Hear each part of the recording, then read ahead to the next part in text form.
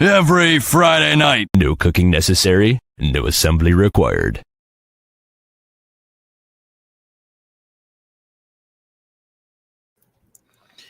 All right. Hello. What's up? Is it me or is it an echo? Is there an echo? Maybe not. Maybe it's just me. It just sounds weird. Okay, welcome everybody to Beyond the Gates, the wonderful podcast where we discuss all things beyond the gates. Thank y'all for tuning in this week. It was an interesting week, even though we only have 4 days, right? It was. He gave us everything we needed to give. We're still waiting. Still trying to figure out why we only had 4 days, but I digress. This is what I think. I don't know, but we'll see. What I think is, because we all know Thanksgiving's coming up, it's going to be a short week. So either one or two things is going to happen. We're not going to have no episodes at all that week, or we're going to get episodes that week, and maybe they shorted us this week, and we'll get shorted next week. Maybe they're trying to build up so that we have enough for that week. I don't know what they're doing. I don't know either, but I don't like it because it didn't make sense to give us, not even on Veterans Day, but take Monday off and not Tuesday. Right. Yeah, that didn't even match. Whatever. No. They be doing weird stuff. Anyway, let's get the party started here, folks.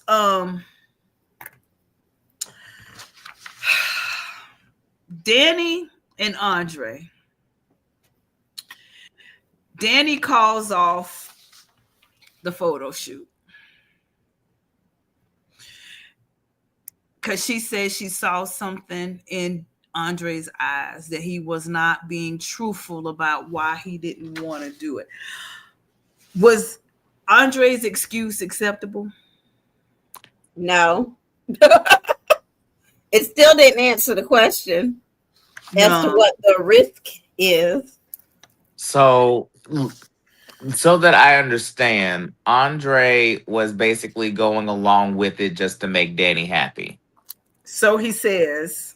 and he felt that he was just going to be a non-factor regardless if he gave effort or not. So he just wanted to have Danny go through with it so that she can have a dream or a bucket list thing basically checked off, right? Yeah, his worry was that he would be so bad that it would take away from her legacy or whatever. Right. So he says. So he says. My question is, was he being truthful about that? Because it just seemed a little too, I don't know. I think that there was some element of truth in there. Mm-hmm. Now, do I think that was the real reason that he is so adamant about not doing it? I don't think that was the real reason, but I think that there was some element of truth in terms of what he told her. I think so as well, but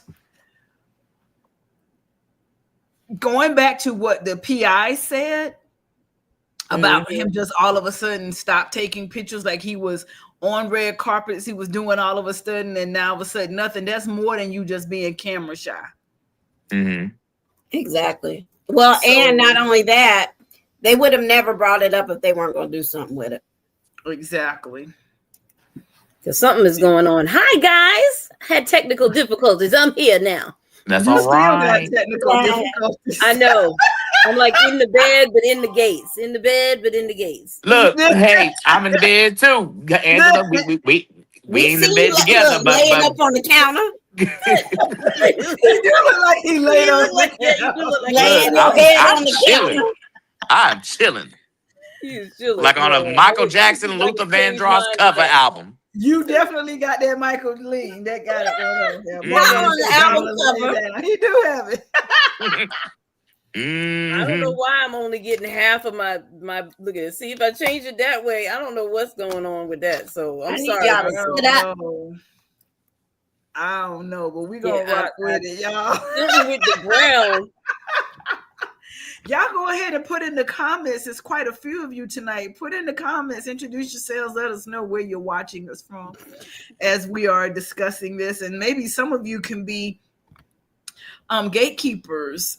This is what we called ourselves. If you are new to the podcast, we are gatekeepers. We're here behind the gates and we do all wonderful things. We're going to have, I think, 2 more raffles for our Procter & Gamble basket, and then that's it, guys. We're going to do the drawing, and that's going to be it for the year. So y'all might want to try to get in here tonight, get in here next week, and that's it. We're closing the raffle off. So do everything y'all can do to try to get those free entries.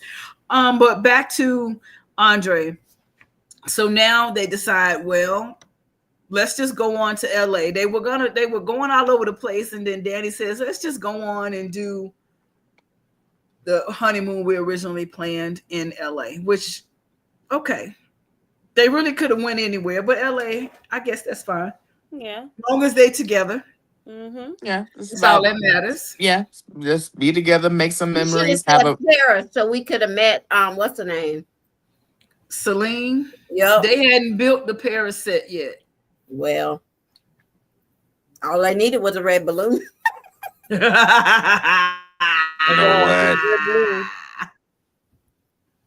Oh, I'm just so disappointed, Andre. You're really gonna screw this up for everyone. It's gonna come out, and it's literally the whole world is happening. except for a core few.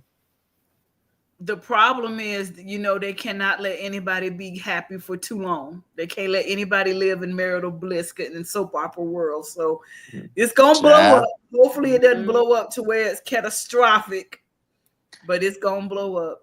We'll get to a married couple at some point in this discussion. Let us ride at least through the holidays, y'all. Yeah. Holidays always seriously. Can we make it through the holidays? No, I want some Christmas drama. I want something. No. I need some Christmas drama. I'm fine with Christmas drama, just not with them. With them. Okay, Let them I make can it do the with that. first of the year. Let Danny and Andre at least make it to New Year's. Yeah, Day. I agree with that. Okay, let's get into 2026. Then we can be. Well, I ain't gonna say as messy as we want because we still need them to be together. We need them. We can be moderately messy. Moderately messy. Moderately messy. Mildly. Mildly or mildly messy. I'll say on a scale. I'll say a scale of about 4, maybe tipping on 5. Okay, I'll meet you there with a 4.5. And that's where we can go. I'm staying on a 4.5. We don't want to go over a 5. Yeah. Okay. Yeah. Anything beyond 5 is dangerous territory. Yeah, you're right about that. You are right. So very right about that. And hold on, have I done something? I think I have. Hold on. But yeah, speaking of which, like it's just that ain't the way to go.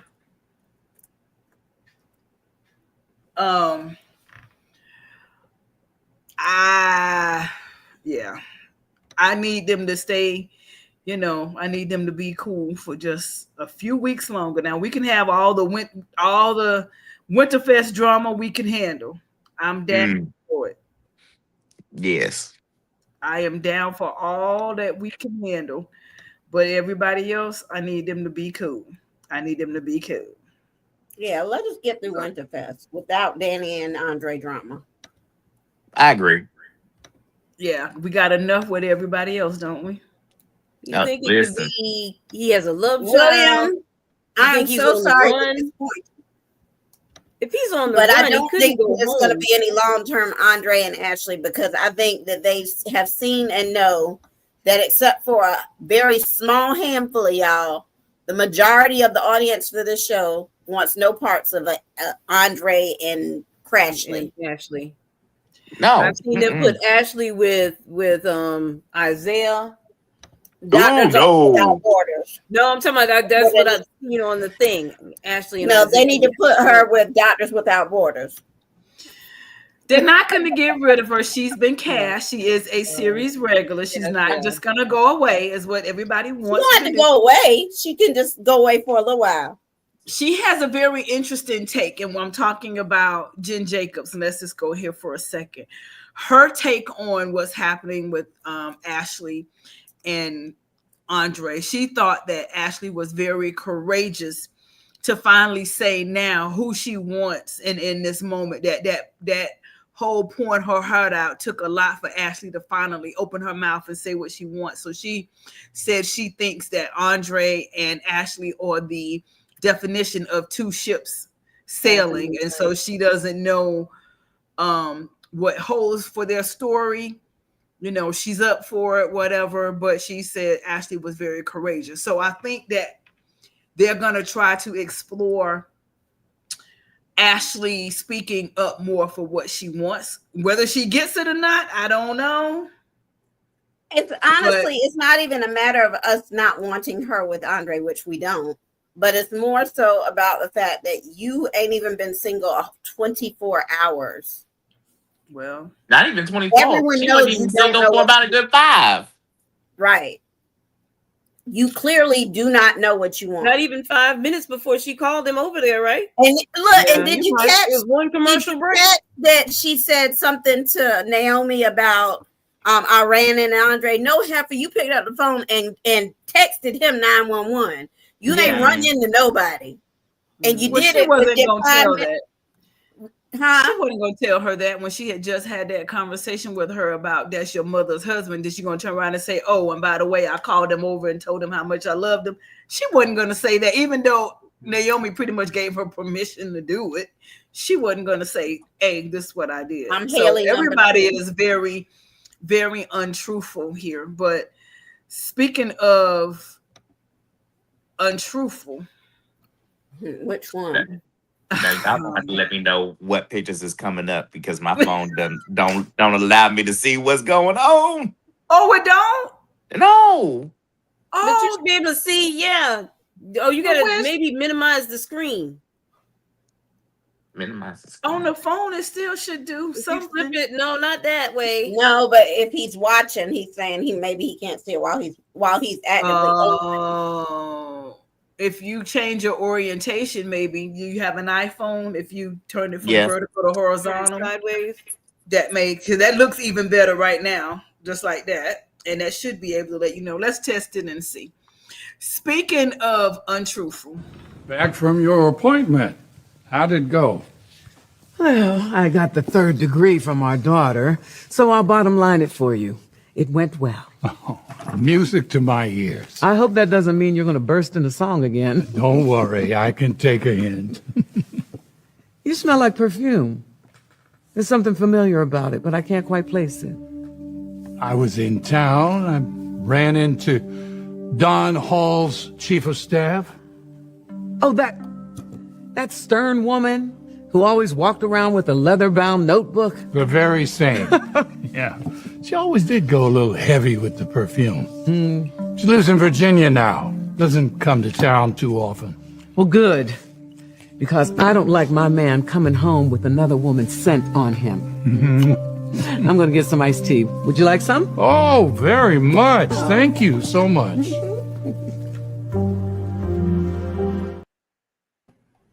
Was it just me or was there a horrible echo? I think it's just you because I didn't hear an echo. Trying to fix stuff, but yeah, there was an echo. Okay. I didn't hear an echo. Well, we do, and it's bad. Well, I Not don't know now, who it can be. just when you played the video.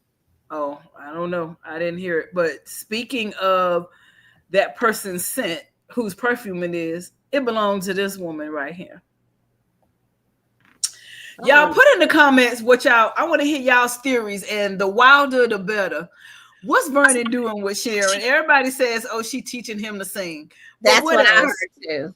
Everybody hitting says, notes oh, all she's right. teaching him a song. Why you got to take your cufflinks off to sing? That's what I'm saying. And why wouldn't you just put them in your jacket pocket?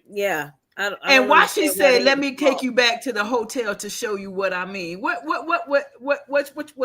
you showing at the hotel? What you showing? I'm sorry. Even if he teaching her to sing, she is out of pocket and needs her behind whooped. Listen, he hitting notes.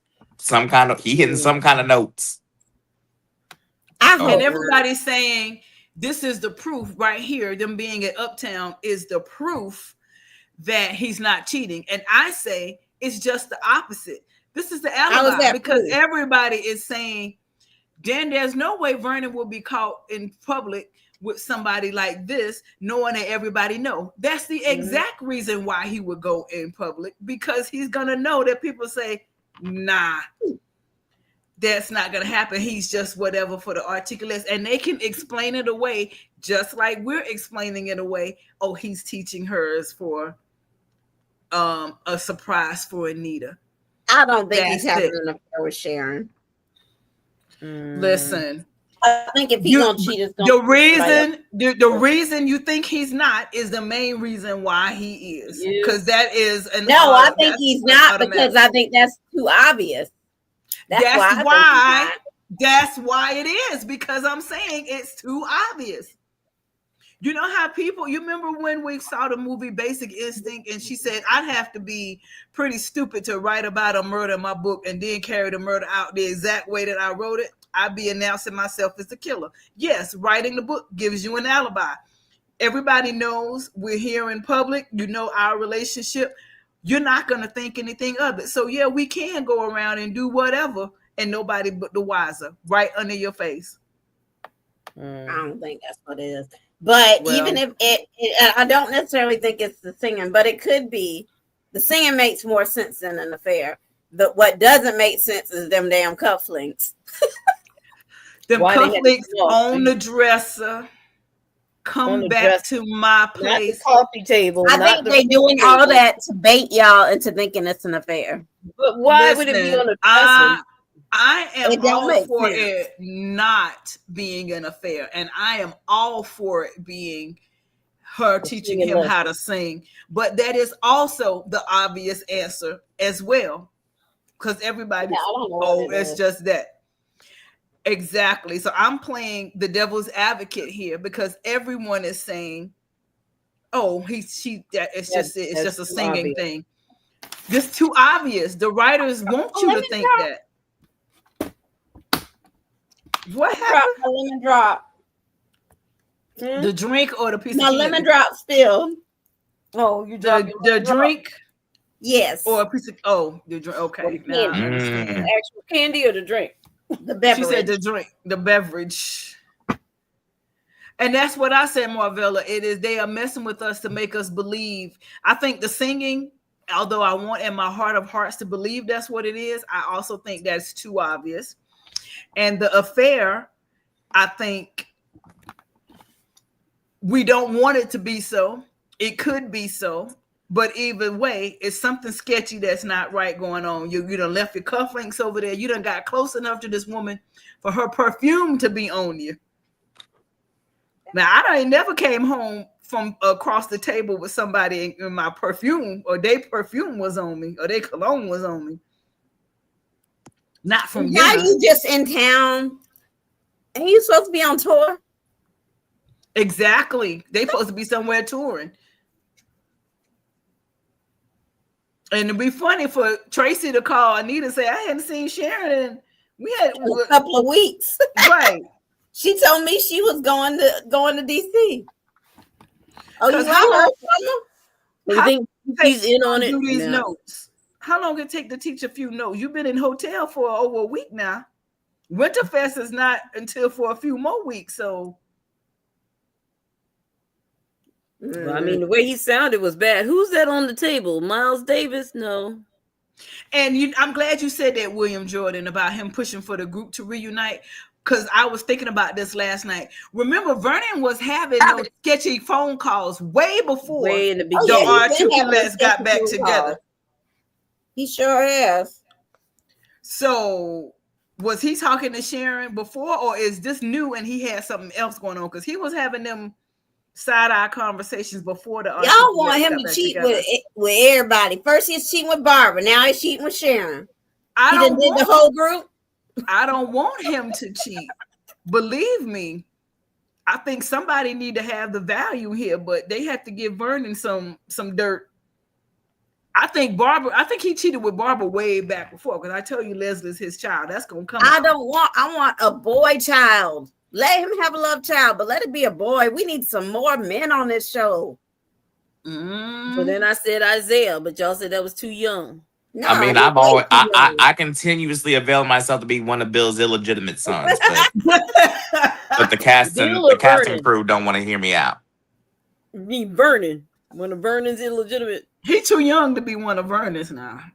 You're gonna be Bill's illegitimate from somewhere way back when. Donald could be one of the men that Haley got. Oh. Hell. Yeah, you're the Uber driver. You're driving for Uber now. That's all you got left. You got to come and out Haley. Jesus, you know what? At this point, we'll get to it, but I'll do it. She getting on my nerves already. That's the Christmas drama I want to see unfold. I want them to have this story exposed before Winterfest. But right now, Naomi got all kinds of stories that she need to basically break free for her to be saying that she wants everybody to be truthful and transparent. But you're not giving forth any information to anybody else in your family about Crazy Heifer. Well, but see, this is the other thing, Ursula. I feel you want that to be the drama. However, then you got to look at it. That makes Bill available. And that also jeopardizes Andre.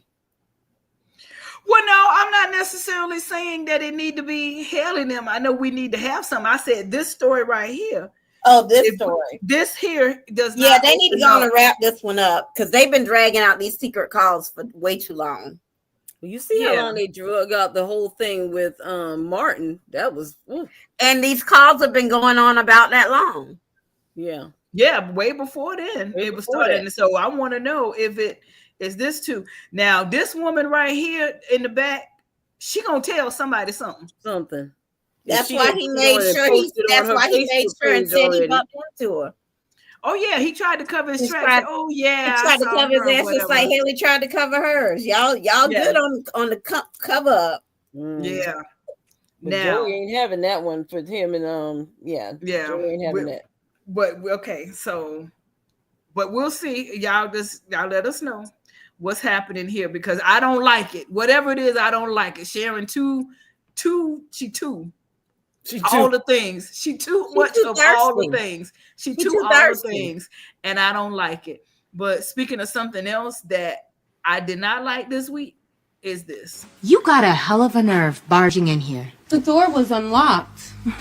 I presume you were hoping our father would come running, eager to make his little princess feel better about having to share him, but that's too damn bad. You know why? Because the man has more important things to do. Like catering to your every need, you mean? Maybe we should each take a deep breath so we don't say something we'll regret. Oh, I won't regret a thing.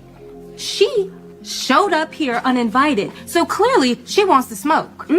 At last we agree on something. Tomas, they might need to just have this. Get it out of their systems. You have destroyed any desire I had to want to get along because you are impossible. And I will be fine with us keeping our distance from each other until the end of time. And yet you're here because now you're starting to interfere in my life, and I'm about to let that happen. I don't want anything to do with your miserable life. I just want you to stop trying to steal mine. I have as much right to a relationship with our father as you do. You have no rights. You need to accept the fact that you will always be a dirty little secret who needs to stay in her gutter and away from all of us. If you want to go to war with me, bring it. But you better think twice before taking me on, because I didn't grow up behind these gates. I had to learn how to fight. And little Miss Rich Bitch, I bet I'm a hell of a lot better at it than you. So you better not push me too far. You are just as crazy as your mother. You're damn right I am. So keep that in mind. Okay?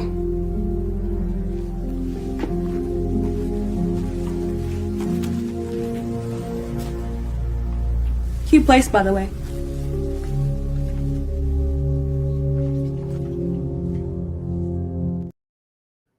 I have one thing to say. When she went, after she called me a rich bitch and turned and walked away, and she went and followed her, the correct response, Kat, you did real good, homegirl, but the correct response was to grab her by the back of her head and drag her ass. See, that's where we just... What you're not going to do is roll up in my house uninvited and talk shit to me. But see, and this is where I slightly disagree with you, because you ain't got too much gutter snipes, you ain't got too much hood rats, you ain't got too much basic bitches to be calling me before I throw hands on you. Because Eva should have been thrown hands on Kat long ago, because she's gotten to the point to where she thinks that she's where she has a problem with people thinking that they're equals. It's like, no, first of all, I'm not trying to be your equal, but I am just as much his daughter as you are his. I don't disagree with her stance. I disagree with her rolling up in somebody's house uninvited. That part. Let me tell you something. First of all, Eva, you dead wrong on two accounts. One, because you're over there. Nobody invited you. Two, for you to say, I'm done trying with you. That girl came to your house and offered you a Chelsea cat bag.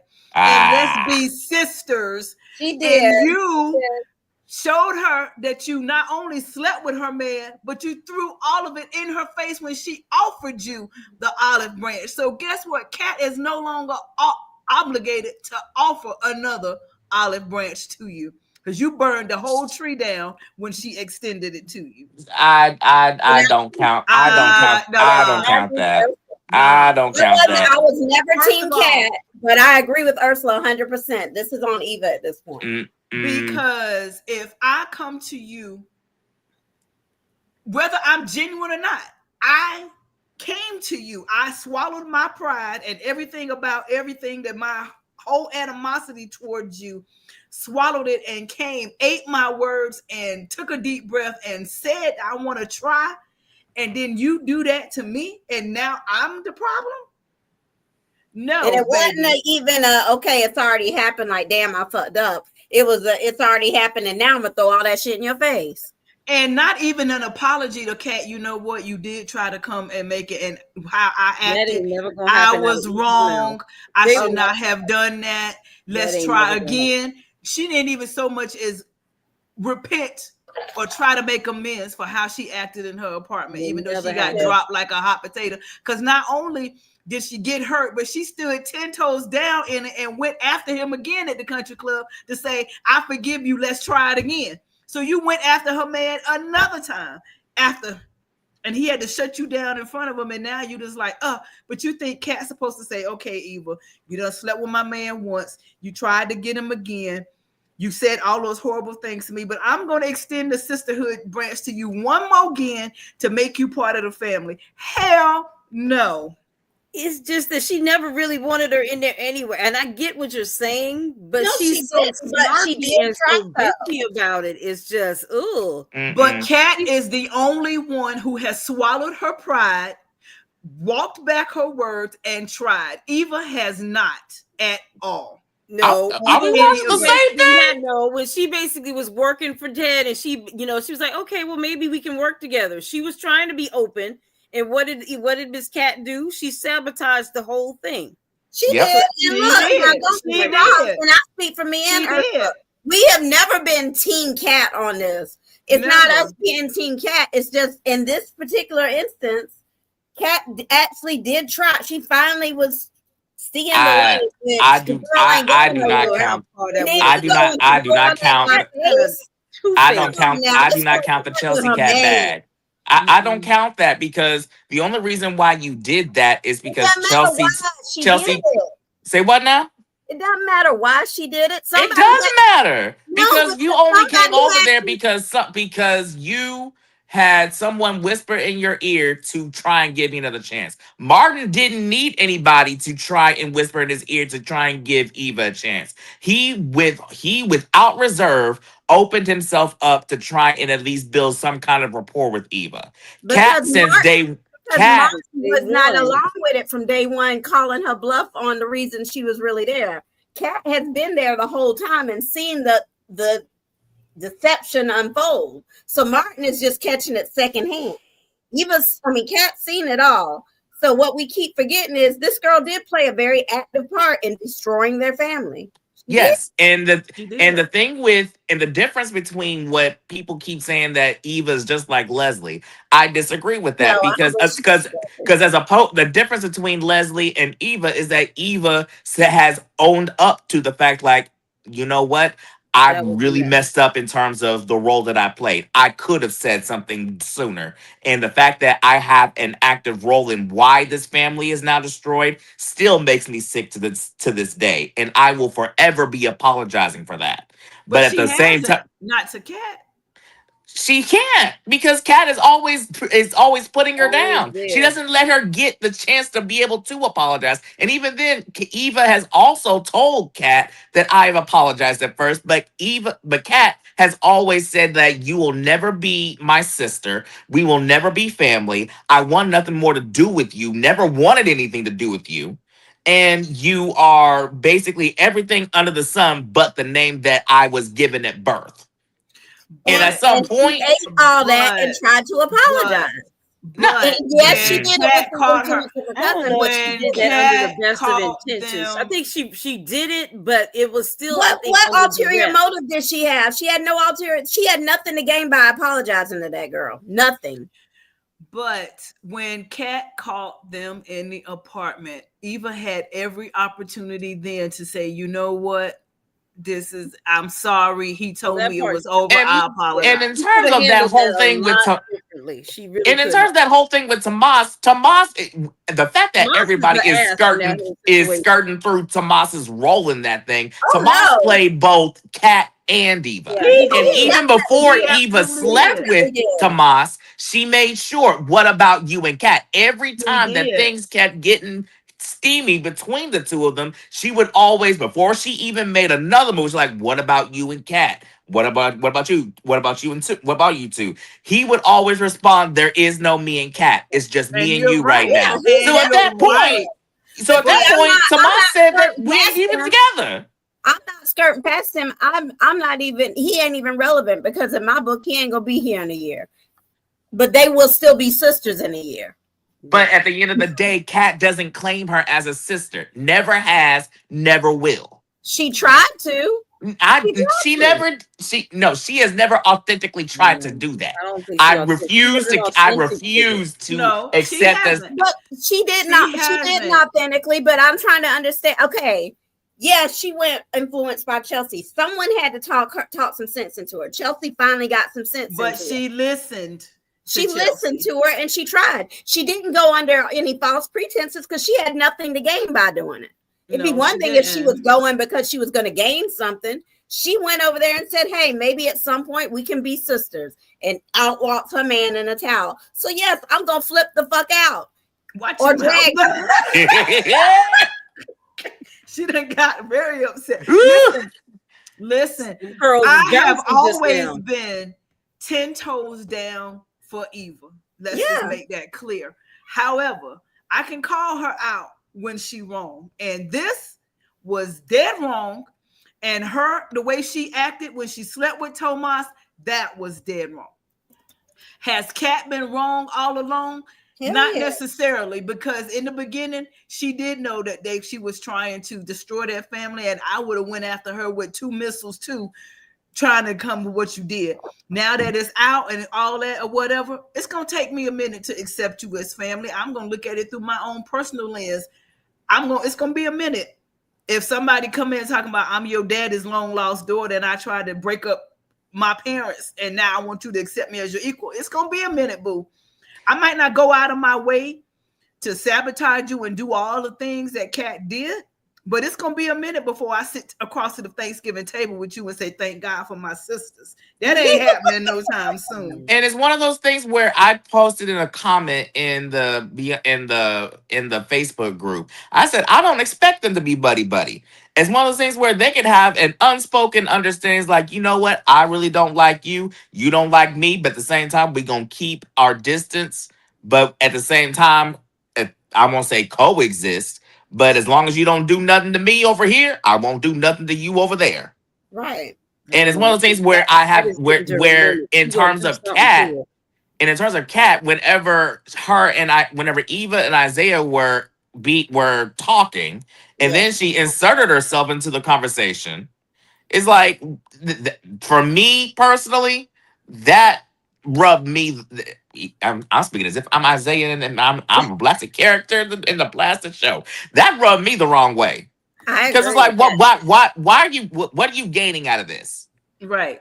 Because even Tomas and Chelsea in that same scene, they said, I can see why you feel the way you feel, and no one's trying to dismiss how you feel with how Eva's basically played into your whole family's dynamic at this point.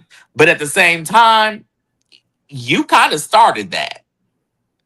Now, I will say that I will yield and say, should Eva follow Kat to her house? No, because that's a whole breaking and entering if Kat really wanted to be about that life, or trespass. But at the same time, I can understand why Eva followed Kat to her house. It's like, okay, I need to get one thing straight, and we're gonna get one thing clear right now, right here, right now. In my house, because I might shoot you in your pinky toe. Hey, and if Kat pulled out a gun, I wouldn't be able to say anything. It's like, hey, protect your house, stand your ground. I'm trying to figure out how she walked up out of there with her front still intact. The same way Ted, the same way Carlton has walked out bruise free. The entirety of that whole thing. I don't understand it, but Eva, I'm sorry, you're wrong. You lost some cool points with me with this because this is not, to me. If you claim that you want respect and you want that, you went to the Cat went low and you went to hell's front door. Oh, I'm down for that.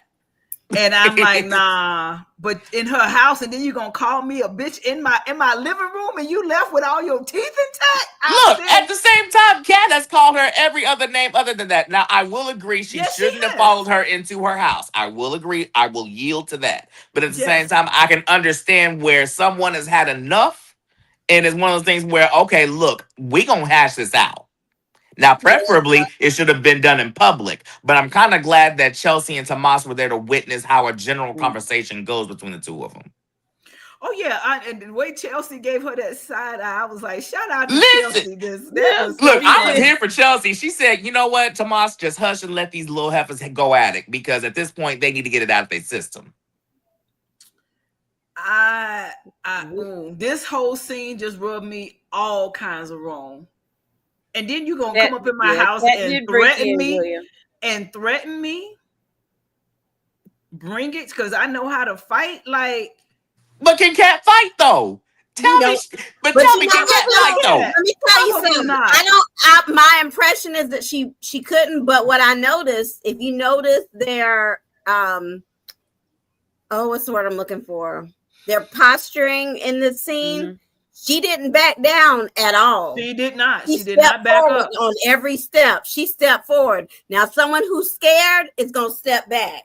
She stepped right up.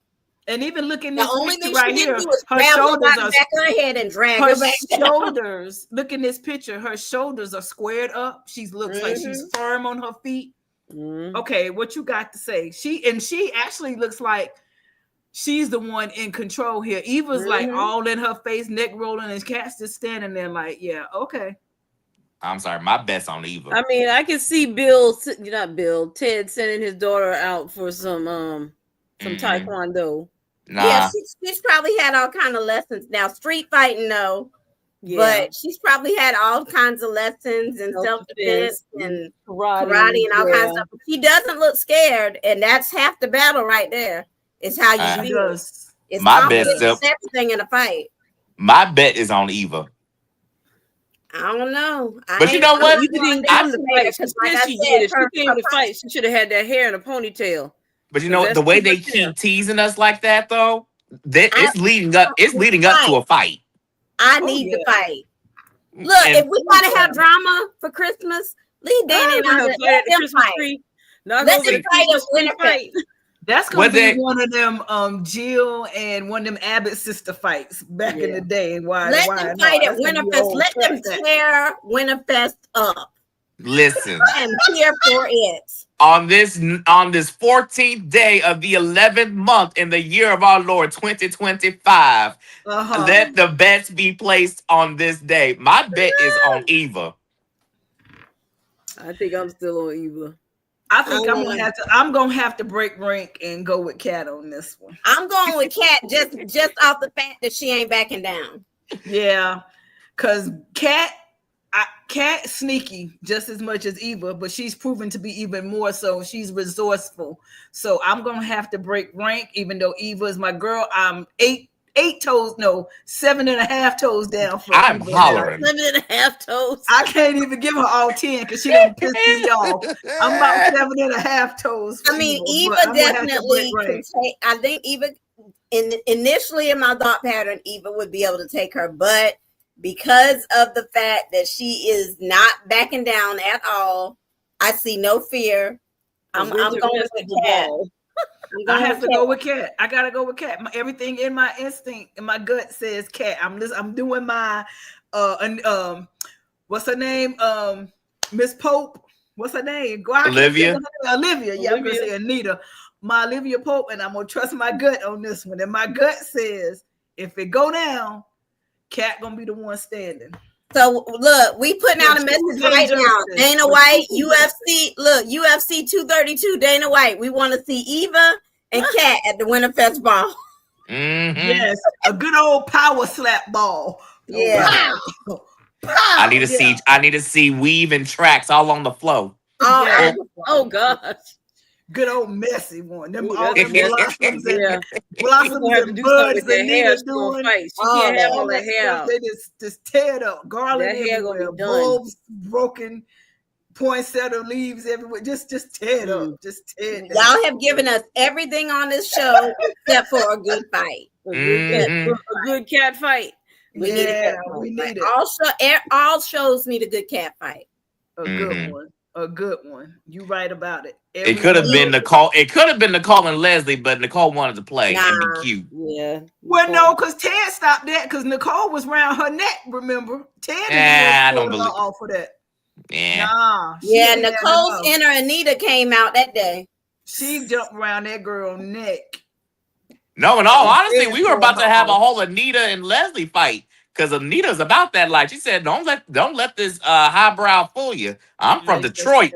Yeah, she did. She slapped the taste out of her mouth. And I was here for it. Get out her face, get out her house. How many times? Get out of my way. Now, don't get me wrong. I love me some Leslie with her cuckoo self. Yeah. I love me some Leslie. Yeah. But she deserved that slap. She should have you. She did. She deserved it. You still hear that slap. But now, speaking of our girl, we brought up Naomi. Let's look. No. Man, that osteo thing is Heavier than it looks. Yeah. What's going on, Ash? If I'm real about it, I could have been more honest with him too. How? I didn't tell you I saw Andre a couple of days ago. And he told me he's falling in love with his wife, aka your mom. I guess my timing really is lousy, huh? So maybe you had some leftover feelings for Andre when you got back with Derek. But Ashley, that is nothing like Derek letting you believe that he was still completely paralyzed. Like, that's apples and eggplant. Why she act like she on trial? Why is she approaching her whole life like she is everybody's prosecutor? Naomi is working my nerves. I'm sorry for the Naomi fans out there. Naomi is working every nerve I got. Naomi is still reeling in from the whole false pregnancy thing and how Jacob responded to that. She thinks that she has to be she thinks she has to be the advocate for the I don't me being male, I have to tread lightly with this. She is she's speaking for the feminism demographic in terms of these last week. I don't have a problem. I don't have a problem with you and your burn your bra situation and women that stand on truth and all that girl power. I'm down for all of it. But the way she is approaching this, you have burned your husband at the stake in the process of womenism. Okay, you have forgotten that this man's feelings matter too, and you have pushed him to the side. And if that's what you want to do, go on and divorce this man, and you and Ashley move in together and do what y'all gonna do, and be free and single together, and sit in the bar every night and drink your sorrows away and talk about how you wish you had a good man, because Naomi is doing everything she can to push the good, patient, gentle man she got away. And see, the thing with Ashley is that even though I don't want her and Derek to be together, let me make that abundantly clear. I think Ashley can do 10 times better than Derek, in my honest opinion. But Ashley is making valid points in terms of how she handled the whole engagement thing too, because she wasn't necessarily completely honest 100%. Like Derek wasn't honest 100%. She kept on pushing back the date and avoiding setting the date. You're right. You're right. See, that's the problem, is that Naomi is making excuses and dismissing that. Like she is just as guilty as Derek is. Derek was dead ass wrong, and she was dead ass wrong. Because how you engage to somebody and in love with somebody else. And then here's the thing: she's even trying to tell Naomi, I shared some wrong in this too, and she's like, "But that don't matter. That don't matter. Don't forget what he did. Don't forget what he did. Don't forget what he did. What did he do?" You got to say, if you're going to be an impartial judge, Ashley, yeah, he felt this way and you felt this way.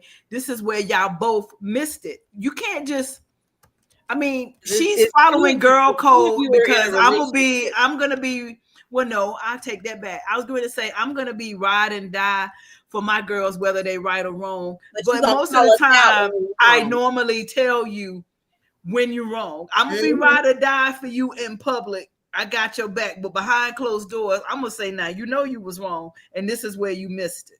Same thing with guys. It's like, I'm gonna be vocal about supporting you 100%. And then behind closed, like, nah, bruh, really? We really doing this? You know. You really have me out here looking a fool defending you while you know you wrong. Exactly. And how are we gonna fix this? Because you dead wrong. Yes. You dead wrong.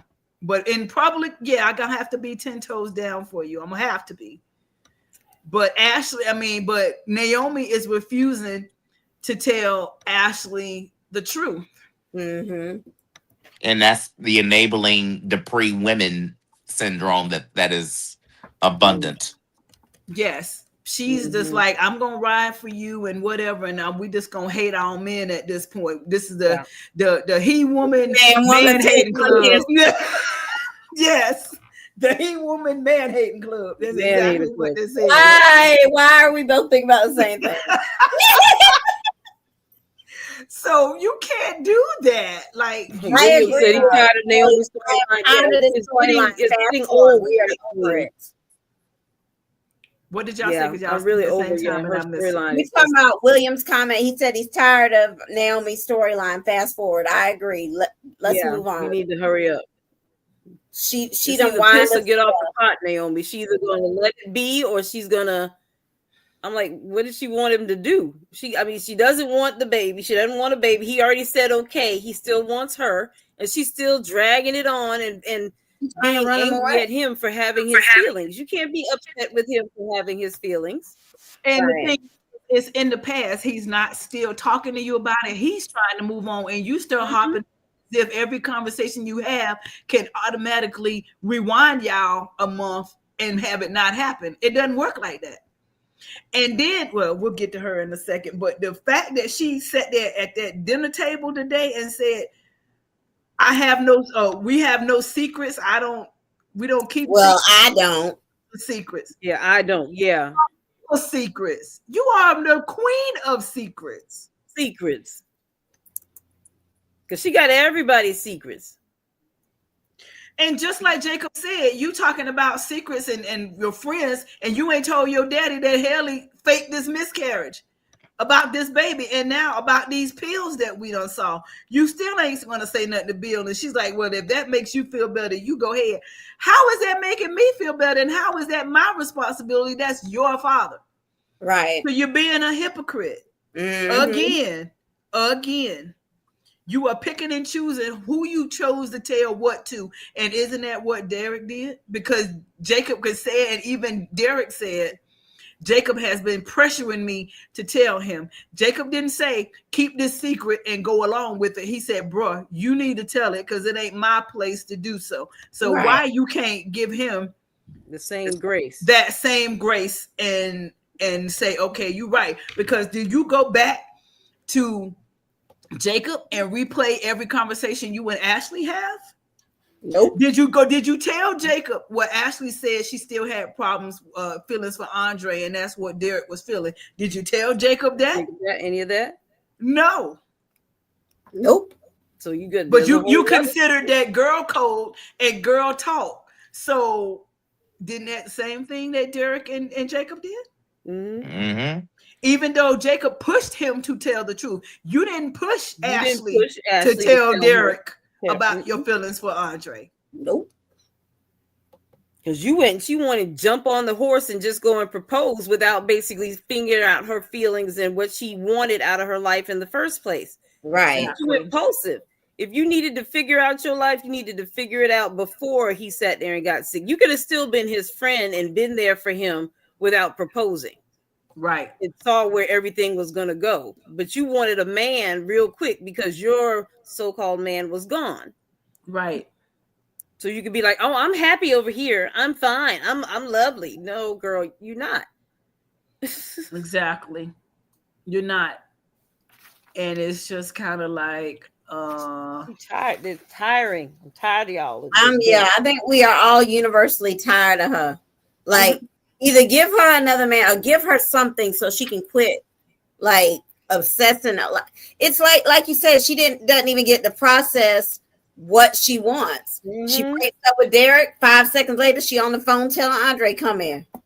Like, I mean, I don't want her off the show, but it's like she needs to somehow in this kind of storyline, it was what's going on with her. She needs to get away, figure her shit out, and come back.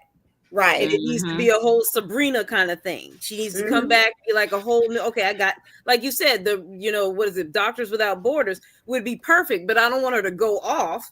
But I say Doctors Without Borders because she could go there and find some. But I mean, it'll take her off the show. So that's what I'm saying. Unless they basically skip months ahead and bring her back. Purpose.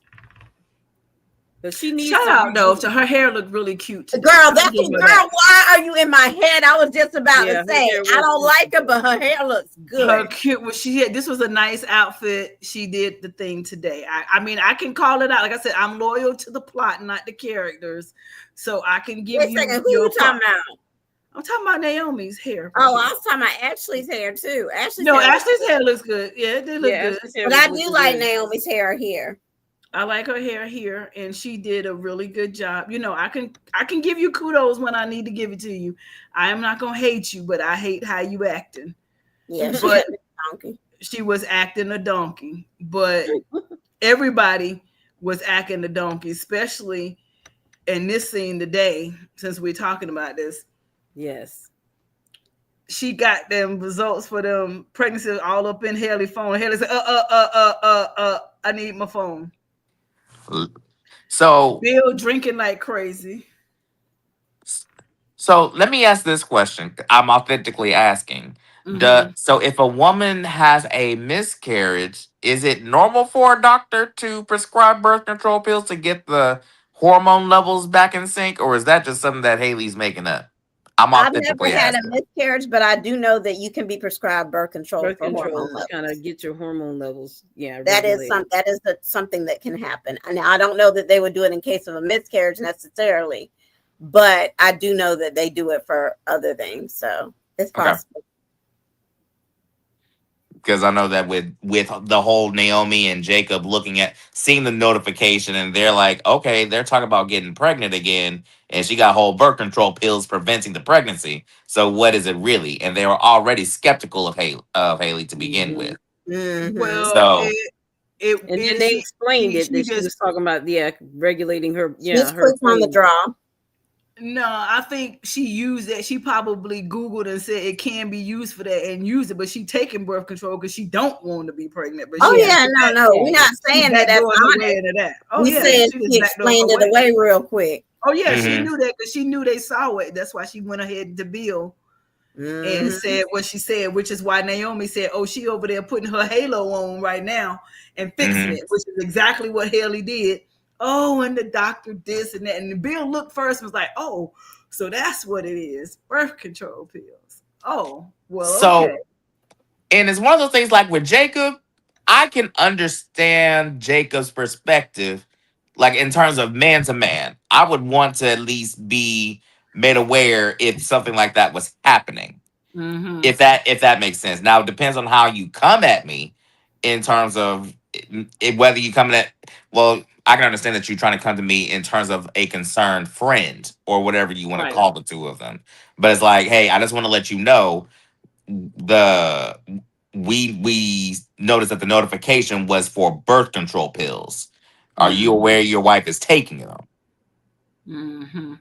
So, but yeah. But see, Bill being so silly nowadays, he ain't gonna try to listen to nothing nobody say about Haley. And he can't be that dense. For my wife. I know. I was like, he can't be that dense. Can he really? Well, I will see. But he's got an ego to think that no woman would ever cheat on him, or no woman, like he was thinking about no woman would, he didn't think that Danny was gonna move on. I'm like, oh no. Well, I can say he is a misogynist. He is. Well, I can say for men, if the right woman comes along, we gonna act stupid. All logic goes out the window for the right woman. Well, he did not like that Danny and Andre went on their honeymoon. And what was the purpose of her bringing that up anyway? I don't think that she meant to bring it up for ill intent. Talking about the trip and everything. I think it was truly conversational. I don't think that it was meant to try and throw a jab. Now, Bill's reaction warranted Haley's insecurity. Because why you over here just reacting to your ex-wife going on her honeymoon? What you care? Why you care? But I love that she threw out about the private investigator investigating Andre. Yeah, did you call him? I mean, she didn't tell her mom about that either. That's another thing she ain't told. She didn't. That's right. She didn't tell Danny about Bill investigating Andre. So you got secrets all over the place, Miss Ma'am. Talking about transparency. You know, transparency in her world. Naomi just needs to get over the whole false pregnancy thing is making her combative and argumentative. You're right. She overruled. Yeah. You're right. And with that, let's go for some trivia, you guys, and see who's going to get that entry to the basket tonight. You're not getting the basket, you're getting the entry. Okay.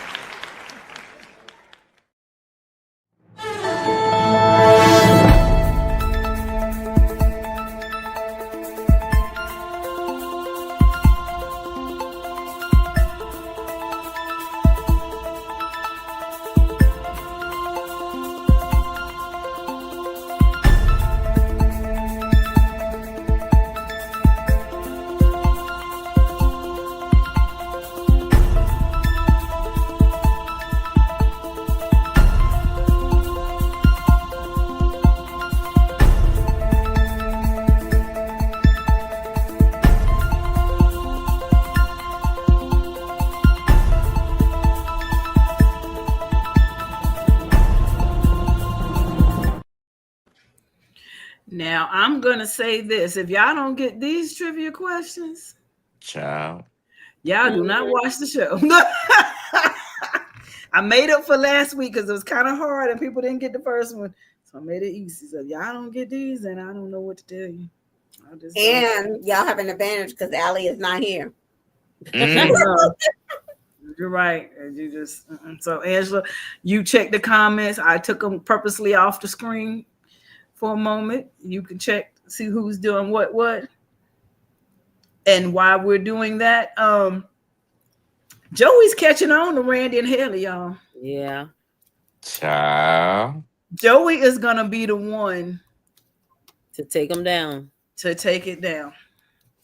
Because how you just all of a sudden now randomly doing all of this spot checks on your spot checks and all of these facial recognitions and going all the way back in the archives. You looking for something. Mm-hmm. He wasn't looking for something until he caught Randy in that lie. Mm-hmm. When he approached Haley. Yeah, now he's like, no, let's see when this actually started. Mm-hmm. And it's not even that. I think, well, that part with Haley, but then him going back and doubling, revamping the lie, and saying, "Oh, my bad. I just wanted." Why you even go back and revisit it? Mm-hmm. You told on yourself that you had something to hide, and Haley pulled your chain. So then let's ask this question: If Randy had been completely upfront in terms of him and Haley's overall plan and goal, do you think Joey would have gone along with it? Hell no. No. He didn't stand to benefit anything from it. But And he didn't have Bill is his He had to sister, say so I don't think Bill helps him fix things. So no, he's not gonna go for Haley and basically dump Bill. No. But he could have told a half truth, and I'm right with Keisha. Haley is my cousin. We didn't want anybody to know that. Whatever. We're family, and that's it. I look out from her from time to time. But being that she has said she didn't have anybody, we thought it would look strange, and leave it there. No more, no less. Yeah. Because at this point, Haley has done nothing to raise an eyebrow with her legitimacy with Bill. Right. Nobody is thinking the wiser of anything else. They don't know that any moment he gonna crock over like a cockroach or something. They don't know. Don't be trying to adjust that pillow out the picture. You know what? Angela got a whole got a whole headboard in hers. I just went with mine. I just let it go. I didn't even try to. Marvella I got my pom pom. My high school is in their championships. Hence, I got on my stag stuff from Berkeley High. Yep. All so right. I got my pom pom. But yep, that's it. It's cold in here. They're saying Naomi looked at the results. Now, there was a whole nother debate in another group, not ours, about whether Naomi actually process those results or not, because the last thing we saw as viewers that it said open the portal, and then she closed it, and Jacob saw that the portal was open, but she told him, "Oh, I'm not." I don't know where she saw I'm not. They didn't give us that. Like she is, but she's so hormonal and up and down and crazy. Yeah. And maybe she's thinking, I don't know. I don't know, because I was thinking maybe she know and she just gonna sneakily do what she need to do. But he had the computer, so I'm thinking, did he open it? Because I thought he went back and opened it himself. How about that too? They leave a lot up for interpretation on this. But they never actually. A lot of people try to be so literal. So I don't know. That's what we need to go look up. Yeah. What was episode? I'll be waiting to see what that's about. But honey, what I was excited to see this week, which made my week for some strange reason, was this right here. Yes. And she is gorgeous, by the way. Yes, she is. Yes, she is. A beautiful girl. Yes, she is. Perfect. Yes, she is. Welcome to Fairmont Crest. Yes. Bring it on. What's her name? I don't know. I can't remember her name. If anybody that's watching it, y'all remember her name, y'all put in the comments what her name is, because I could not remember. I remember the other guy was what? Kellen. Yeah, we want her. Keep her there. Leland was the guy's name. Something like that was the guy's name. I can't remember her name. Bring her back. Bring her back. She was gorgeous. But what made me like almost like just like, oh my God. Why y'all trying to? Why she and Ashley? I just knew Ashley was gonna walk. I was gonna walk in. I'm like, man, you needed some. You really did. I think that would help you get over that girl, but not in her apartment. That's not in her place. That was happy. Now that was trifling. That was trifling. Yeah, that would be trifling. Yeah, and that was very bold of her, though. It was bold, but on that couch, I mean, they had been kissing for a minute. Wasn't no peck. That again was on the couch. Everybody on the couch. If Ashley had opened that door and said, "Oh my Lord," see, that would have made a good Friday. That would have made a good scene on today. To end that like, oh, yeah, that's the messy I'm looking for. I want Ashley to walk through that door, and she would have had a heart attack there. She would have crashed Bandicoot all the way out at that point. She would have been destroyed. It wouldn't have been nothing for Ashley to do at that point. Andre got a woman. I just put Derek out. We're supposed to get married, and now you kissing on the couch. Look, at that point, not just on a couch, on my couch in my house. At that point, just throw the whole damn couch away, because y'all can have it at that point. Yeah, along with that little nasty ass armchair. Ain't that thing terrible? And then orange at that. Like, what are you thinking? Well, I can't say much. My blankets are orange right now.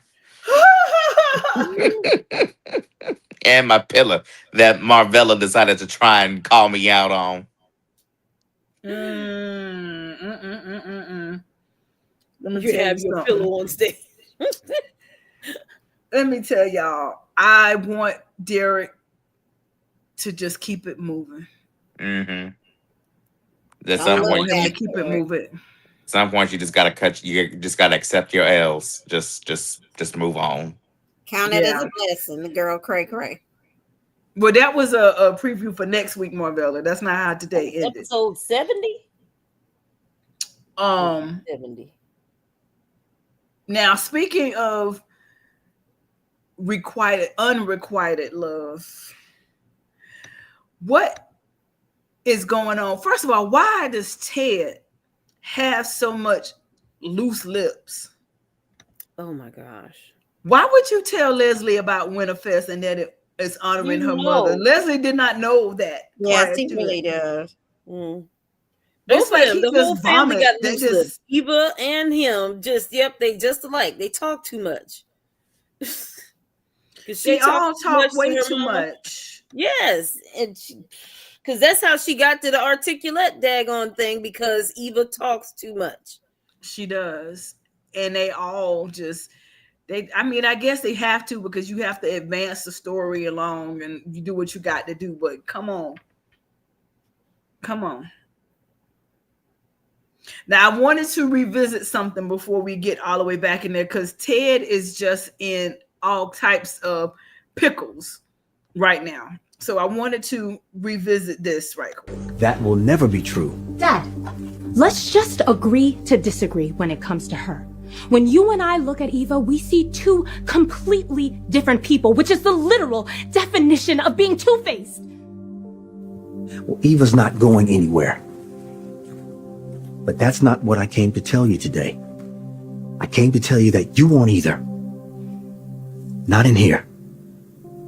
I love you, sweetheart. I love you too.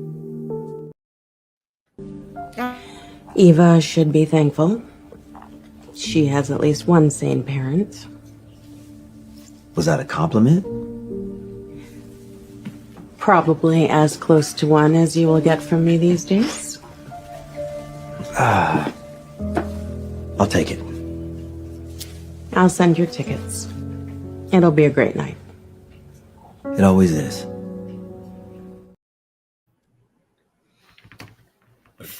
Is Ted, he in a rock and a hard place? Yes. I do not feel sorry for him at all. Like, you have, and that's always the pitfall of having children by multiple people, whether you a woman having babies by two different men, or men having children with two different women. You're always going to find that hard balance in terms of having both children feeling equal to and that they're receiving the same amount of attention and treatment. That's just that is the situation that Ted is in. And the what's making it difficult is that he's not really getting at least in terms of right now. I'm not saying it won't change in the future, but for right now, the ones that's giving him a hard time is really Kat, because she doesn't want Ted to acknowledge Eva, let alone give her any kind of access to what she's always had growing up, because she feels that she doesn't deserve it. But she's a daddy's girl. She's a daddy's girl. She is. Yeah. She's a daddy's girl, but I blame Ted for that, because I feel like, yes, he's been trying to make up for lost time with Eva, but at the same token, he's let his relationship with Kat go to the wayside. So it's given reason for her to feel that way. Where if, as a father, it's hard to balance. But at the end of the day, all three of them are your kids. And you need to be there for all three of them, reassuring all three of them, which is why you don't know half of what the hell's going on with your kids. Exactly, because you pushed the button with Eva so fast to make her feel welcome. You did not give Kat and Martin their time to adjust to the new element. You just so busy, like, let me catch Eva up. You got to bring these kids in the fold. You have yet, and not that Kat would come, but you haven't even suggested let's the four of us get together and sit and talk about this. You have not tried to pull any of them together to adjust anything. You haven't sat down and had a conversation with just Martin and Kat about what your intentions towards Eva are and what you're trying to do. You hadn't even had that conversation with them. So Ted, you're doing this, but they cannot read your mind. And how is Kat supposed to feel that you replaced her mother and now you're replacing her with these two new strangers who have come into town, done all of this evilness, and now broken up our family, and now you are spending every waking moment from having her at the job to dinners at the breakfast at the country club to every single thing you can think of. You got Eva on your arm. Right. And see, you and I didn't been to the movies together. And see, even with like the siblings between Eva, Martin, and Kat, Martin hasn't felt threatened by Eva. Martin is just like, okay, I got a sister now.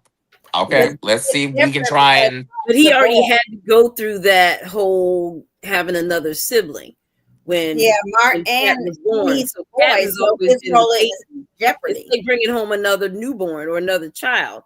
She basically is going through, even though she's an adult and shouldn't be this, pissed, but she has a right to be, feel her feelings and everything. But it's like still you're bringing home another child, and I've always been the baby, and now you have another. If it was a boy, it might have even been a little different, but to have another girl, that's basically stepping on her territory right there. And to Martin's credit, boy, because she wouldn't feel as threatened as daddy's little girl. Now you got another little girl that basically totally ruined my whole family. And you paying her more attention than me. Right. It's like even if he was dating somebody else as a father, and before I got married, when I was dating a guy that had daughters, they were looking at you kind of like, hey, who are you? Yeah. Like and my sister. And it's like, no, you coming up in my daddy's life. Like, no, I'm not feeling you. So even from that aspect of her coming in, that's a hard sell. And he did needed to basically give his daughter and his son, but he knows how Kat is. Martin seems to be handling it. He knows he needs to give Kat extra attention. She's always had extra attention. He knows how his child acts. He should have basically figured that out. And it's one of those things where like I don't want to make it a sex thing, gender thing, but it's like what you were like to your credit when you were making the comparison, like when it comes to what is it, a father dating another woman and he has daughters and the daughters feel some kind of way because they feel like the father is giving the girlfriend all the attention while the daughters feel like they're being pushed to the side, which isn't the case. Same thing with men. Whenever our mothers date other men, and we're like, no, she's my that's my woman. She's my mama, but that's my girl. That. So it's like stay in your place. My sister had the same issue with the women that my dad dated whenever we were younger, because my sister was protective of my father, and this is after my mom passed. So she felt like she was the woman of the house, which naturally she was, because between me and my dad, she was the only girl. Right. So, but it's also one of those things like with Ted, it was a conversation that was long overdue. I agree. The thing with Ted is that kind of like what Ursula said. I think it was Ursula said, like they need to have a gathering with all four of them. No Leslie, no Nicole, just the four of them to figure out what dynamic they have as father to children. I agree, and it's something that should have happened before now. Yeah, way before now. It's at now. the point where you can't have them sit down together. And 2 points. One, to Martin's credit, he is going to be more understanding in that because you adopted 2 kids. You're going to take a different perspective of what it's like needing family. So that's probably another reason why it was easier for him to accept Eva, looking through those lenses. 2, Marvella, you saying Ted has not replaced her mom. In Kat's eyes, every time she see Ted, she see Leslie, and knows that the relationship, the family is gone because of that woman and because of that woman. But I don't never walk in on you and my mama together. It's always you hugging Leslie at the hospital, Leslie in your hotel room, y'all sitting down at the country club eating. Every time you turn around, Leslie is in your proximity. Yeah. And not me walking in on you going out of your way to win my mom back. Right. And see, I have very rarely caught y'all together, or you begging and pleading or anything for saying mama, he's poured his heart out. Every time I turn around, Leslie is there aiming to the point of you slept with her again in recent time. So right. That's Candace gonna think. And see, even with that, it's all about the perspectives, which is going to lead into the other thing that I'm about to try and segue to.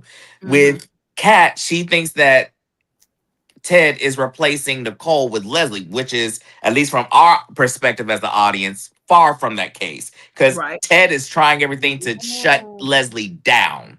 And he was trying to talk to Nicole and try and reconnect with Nicole, but Nicole kept pushing him away. So Kat didn't see that side between Ted and Nicole. Even though Kat tried to get Nicole to try and be more understanding, so to give grace. But even with Kat's points, like, you don't see the Eva that I see. The Eva that I see is manipulative and vindictive, while Ted is only seeing someone who is trying to build a relationship with me as father to daughter, and is trying to amend what she has done. But Kat doesn't see that. Only thing that she sees is red and goes into attack mode every time she sees Eva. Every time. So it's like both were right. It's just one of those things where does the other person begin to try to see the other perspective genuinely before we go into it, before someone tries to clock me on it. But yeah, just in terms of like a genuine sense of trying to look at each other's perspective and the other person's shoes. And you're right. I mean, and again, at this point in the game, I can't take sides. I'm going to have to back up. But to look at this from Kat's perspective, I understand most of what she's doing. Not all, but most of how she's reacting, because she's hurt. Her whole perfect world, her family, everything blew up. Yeah. And she watched it happen. It was a train wreck. She watched happen because she tried to tell them and no one listened to her. And she had to stand back and watch it blow up and say, I told you so. And now the very person that I knew was at least a co-conspirator, the catalyst on the inside of the house to make this happen. Now we're supposed to sit down and share a meal and kiki as sisters. It's gonna be a minute before that happened. Not like that, because you have torn my entire world apart. And now I'm hurt, I'm bleeding, I'm mad, and that's all I can do is give you every vile thing I can think about every time I see you, because I'm hurt. That's her perspective. Eva, yeah, I came to town with ill intentions. I was listening to my mama. I played a significant role in blowing this family up. But now that I got to know you all and realize that you are not what my mother said you were, I'm so remorseful, and I tried to stop it, but to me, it was too little, too late. You're going to stop them at the anniversary party. Why you ain't pulled Ted aside and say, this was happening? Look, Kat, I know we got off to the wrong thing, but look, this is what's going on. I need you to get your mom and dad out of here. Together and help get my mom, because my mom is doing this wrong. You knew it, but you still stood right beside your mother as she blew that whole thing up and just stood there and cried. So you got a very significant role in that as well. And you being sorry, well, okay.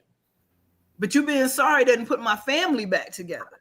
So now I'm supposed to go out of my way and empathize with you because you're remorseful, where my parents are now divorced. The ink is dry because of you. You are the first person of my first line of defense here. It's because of you. Now, Eva, are you upset at all the name calling and all the things? Kat, yeah, you had a point.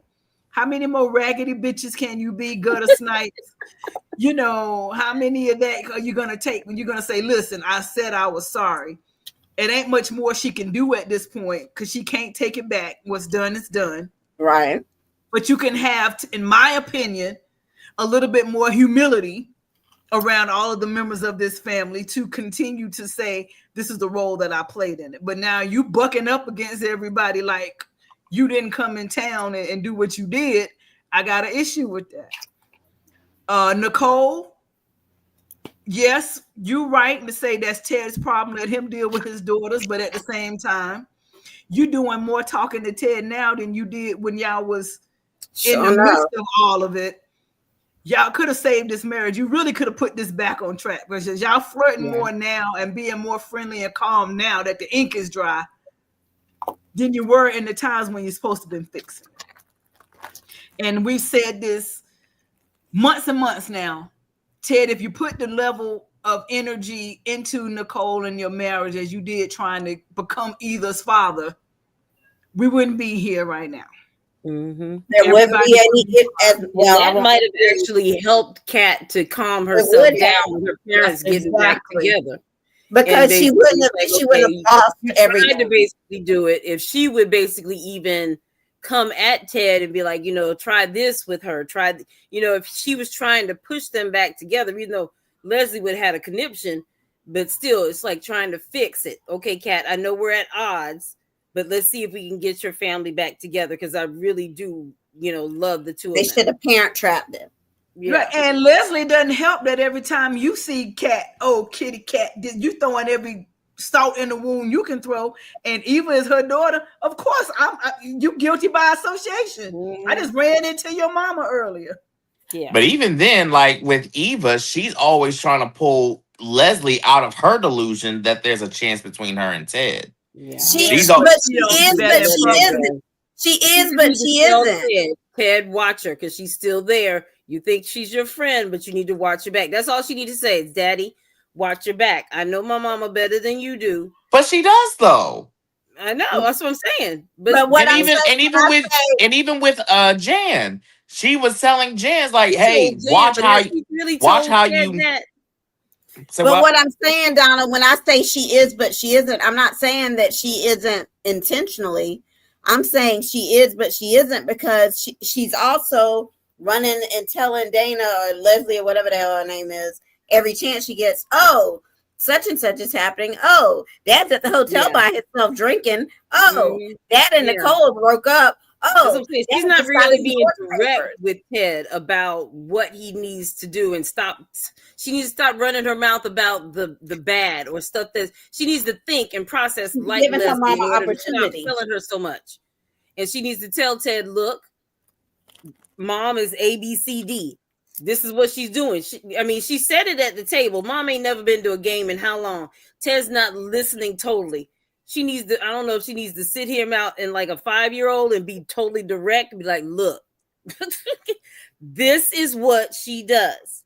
Don't sit here and get yourself tangled up in her web again by trying to be friends. Because he still thinks they can be friends. And I'm like, you can't be this freaking gullible, but apparently he is. So, yeah. He is, but here's the thing. It's also misdirected priorities because as much effort as Kat put into destroying Leslie, improving, that whole situation and getting rid of Eva, Kat and Martin should have gotten together. And like you said, how we going to parent trap this thing? Let's get Ted and Nicole together in a room and let's talk as a family.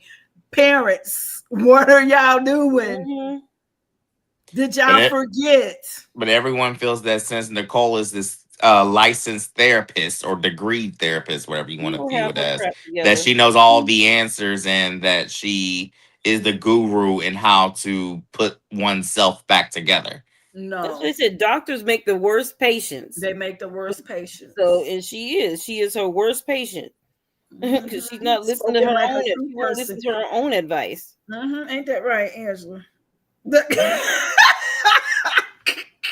What'd you say? What? You your own worst patient too. I am. See, that's what I'm saying. So that you made the point, and yeah. So I just think that. But now that Winterfest is out, what role do y'all think? I want y'all to put it in the comments. I want y'all to put it in the comments to say what role y'all think Leslie should play in Winterfest. I'm gonna say Leslie should be the one to take out the trash. She should be over the janitorial staff at Winterfest. You think that's what they're gonna make her do? She will blow the place up. Giving her a role is to keep her from causing trouble, right? Mm-hmm. But then you ain't gonna see her if she taking over the trash. She is not about to take out no trash. She really you want her to blow up the place. What y'all think Leslie should do? Y'all put in the comments. I want to know what kind of role they gonna come up with for Leslie. They do not need to give her a microphone. God forbid. Are you sure? I don't think they would do that. I hope they would. Yes, I'm absolutely 100% sure. I think she'll get up there and tell me, and on behalf of my mother, I want to think this and this, and y'all put she was the original articulate, and they killed my mother, but I am here. No. And you know what? I low-key be here for it. I ain't gonna hold you. Because when she gets into her grandiose, over the top, old Hollywood speech dialect, I'm here for it. She can't have. She is hot. She is hilarious to me. When she into that phone, Leslie Dana Thomas. How may I help you? Yes, she did. Anita's like, you know who this is. You know who this is. I was going to say Auntie Nita. Leslie is hilarious, but Leslie does not need a microphone. Absolutely not. Like, in all honesty, Anita should have just said, you know what? They have the. Unless she's gonna be in. No, she can't She be in charge of the catering. She need to be over catering or something. Make sure the food is right. No, because she gonna have some ghetto stuff in there. They ain't gonna be appreciating. No. Look, Anita was right. She's like the best way you can contribute to Winterfest this year is just being a sponsor. Just let us just Hey, Diane. No, she ain't gonna take out the trash, Diane. That ain't gonna work. She's not. But I'm just trying to say the wilder the better. Like, come up with something. Flowers, catering. They got a caterer. The fireworks.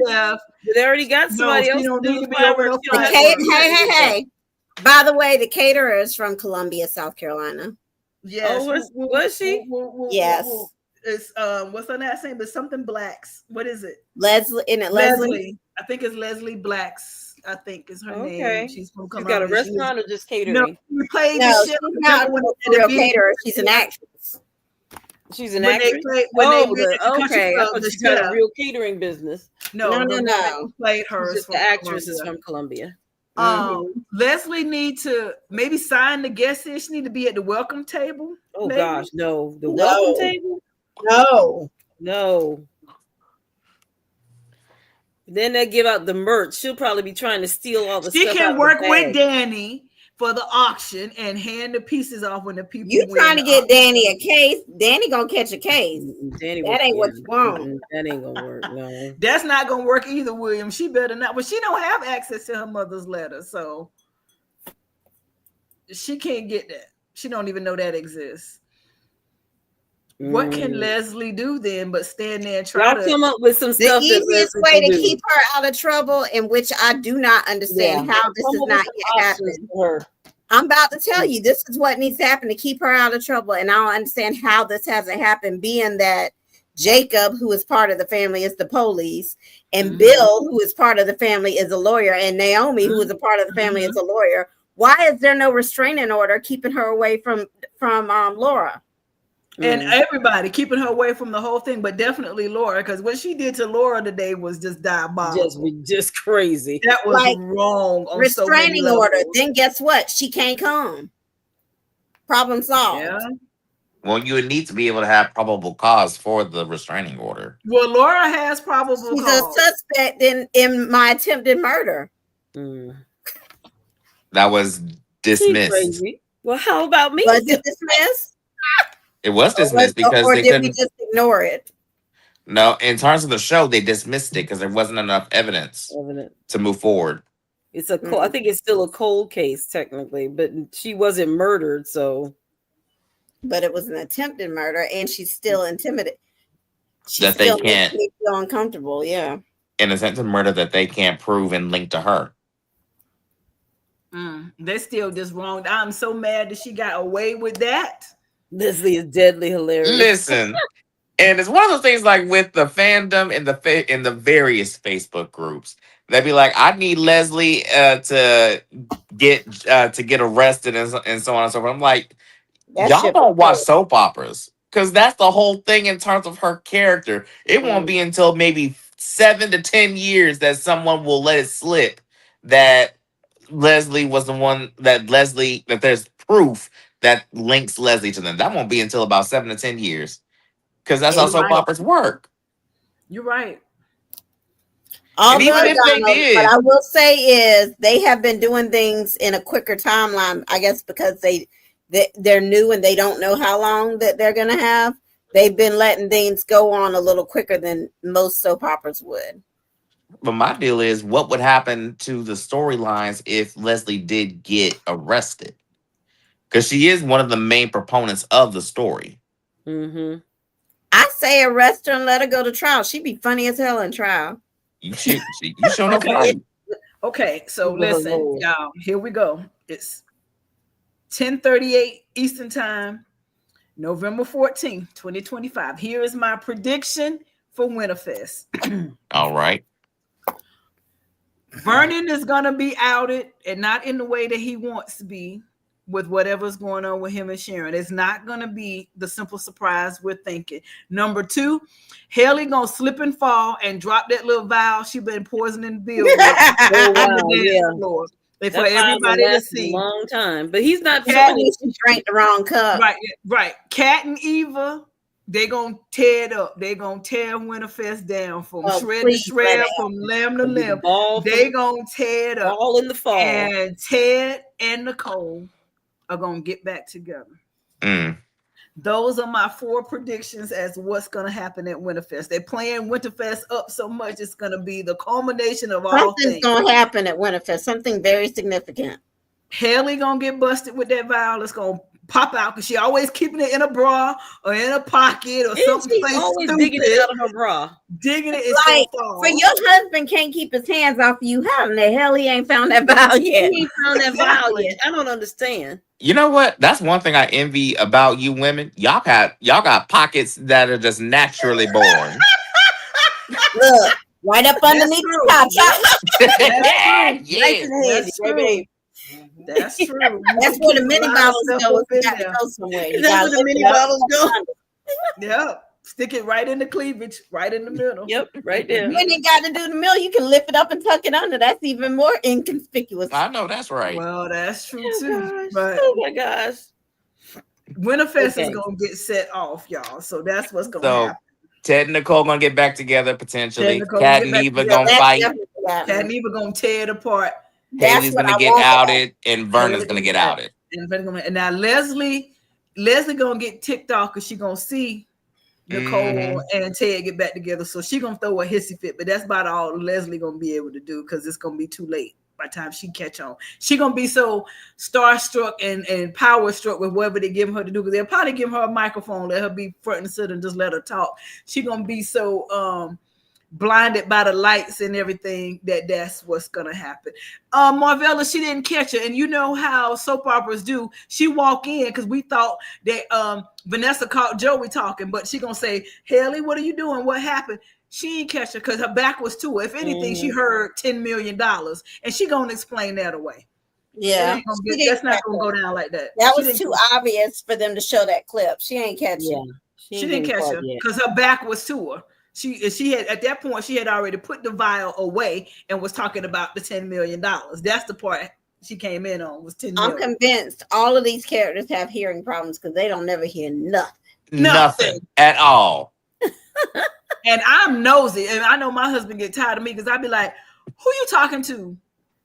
and what I heard something about what they said now, what's going on? He'd be like, that's why your Spanish is getting better and better every day. Better and better, because now he used to could speak in Spanish and I wouldn't know a thing. Now I can pick up a whole lot of it and repeat at least 75% of his conversation. He'd be like, damn, I said, I told you I can understand. I can't speak it back, but I can understand. And see, in terms of unfaithful spouses, Vernon is gonna have to be 10 times careful than the normal person would, because Anita notices everything. Everything that smell. You smell like you Yes, she smell like a do. woman's perfume. Dang. She noticed the perfume. She noticed the cufflinks. Now, who pays attention to what cufflinks your man wear? But Vernon is slick though, because he comes up with I won't say a valid, but he makes a logical explanation for each one. I'm like, that's that politician in him. It just come up with that.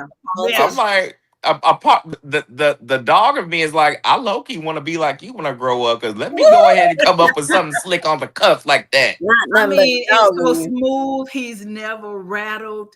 Oh, That's baby, that I politician. cycle through them from time politician to is time, but I smooth. always come back to my favorite. But I got to cycle through all the other ones I have from time to time. And then it's like, oh, that one woman that used to work in the Senate with me back in the day, and he's like, oh yeah, old dusty woman who was stuffy and always had an attitude. Yeah, she showed up in the bar, and I gave her a hug, but I guess the perfume was just a little too strong and just lingered a little bit. I'm like, you are slick. Yeah, because what that did was it covered his bases if it ever come out that he was there. Remember, I told you I ran into such and such.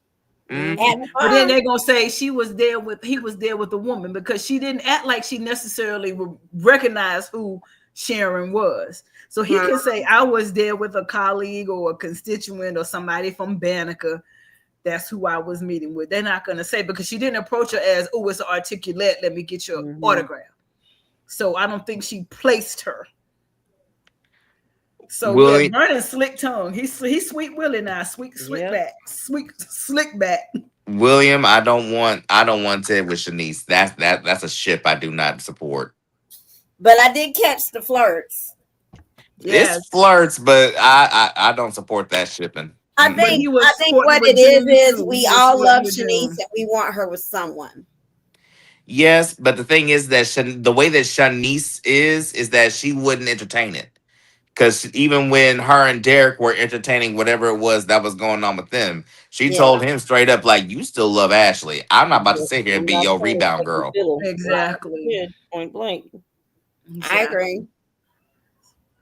I'm going to name Vernon a pimp named Sweetback. I am hollering. Sweetback? Oh, God. You don't watch the Boondocks, do you? Angela, you don't watch the Boondocks?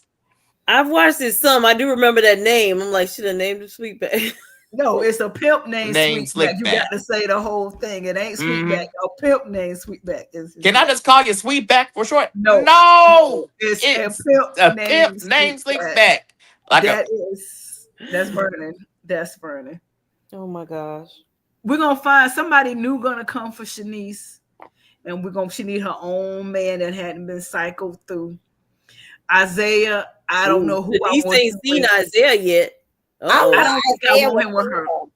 They got everybody with Isaiah. They got Eva, they got Kat, they got because there's only how many eligible men. That's why they didn't try today. They tried to put him with Crashley. Damn, Haley want him. They could bring back that other fireman that was helping Derek. Haley, yeah. Now you know what? I actually might be here for that.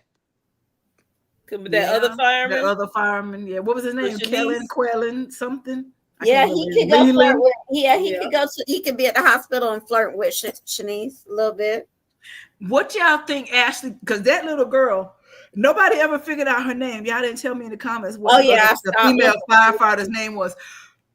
If they ever get together, and I think it was too steamy for them to leave it alone, what is Ashley going to do when she see Derek with crash out?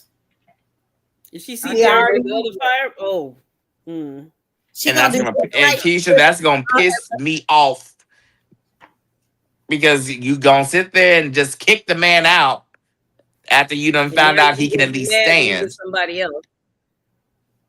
And then now you're gonna be mad because he entertained somebody. I knew it was something like a L. Leela is Liam. Yes. So what's the girl's name? Type in the girl's name if you remember what her name was. But I'm here for the new character. Shout out to Beyond the Gates and the casting department for not only giving us a new set, but 3 new characters. You just haven't called me yet, and I'm still waiting for my call. You got to audition, Call baby. back, man. Get your call back. Tell me when and where I need to audition. I'll send something. If I just told my husband yesterday, I said, if I was still in Atlanta, I would have been all over Fairmont Crest, just like I was all over Tyler Perry's set and all over what was the show? Now I don't even remember the daggone show that I was on. What was it? How I forget that? The one with the family, and it was one of the earlier Tyler Perry's. Anyway, I'll think of it. Oh, wow! See, because you were saying it, and I was thinking Family Affair, but that's not it. No. It was one of the earlier ones that I did frequently. Dang, I would have been all over Fairmont Crest. I would have seen me at the country club sipping. I'd have been at Uptown. I'd have been doing it up if I was still there. I hate that. Well, for that reason, I moved. That's the only reason. But hey, Allie. But well, hello, Allie. Yeah, Allie, but anyway, you saw it today. What was the other firewoman's name? Let me look this up. I'm looking. I'm trying to see.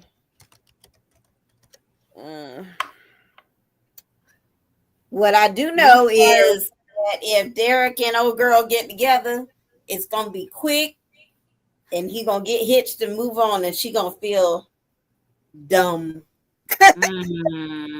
You think so? Dumb and lonely.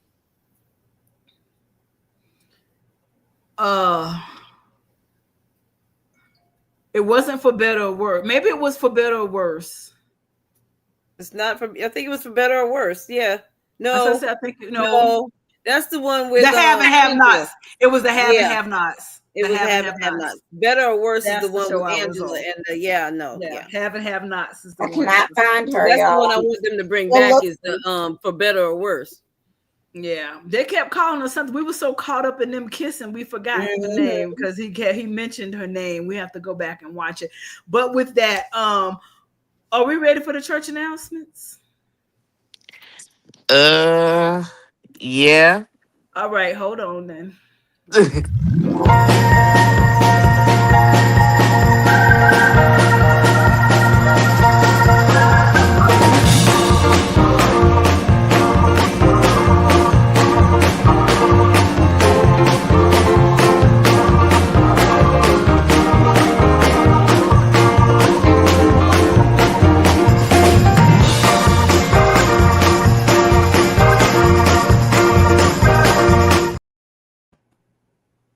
Oh, yes, praise the Lord, saints, praise the Lord.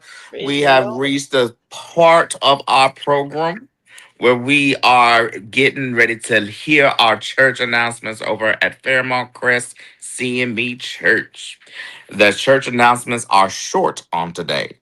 Due to the last minute submissions, please make sure that you submit in all your submissions by Wednesday of each week so that our church secretary can be able to make sure they are gathered and compiled accordingly. We only have one announcement on today. We are in need of assistance for the Winterfest. Our good old sister Leslie Thomas. She is working tirelessly to obtain and secure some sponsorships. She needs help with the decorations. She needs help in terms of vendors. We want to make this a big old celebration for this 2025 year and close it out just as well as it started. So please, if you would like to make a contribution, whether it's in love, whether it's in elbow grease, or whether you just want to be able to say, good sister, I am here to wish you all the best of luck in this endeavor.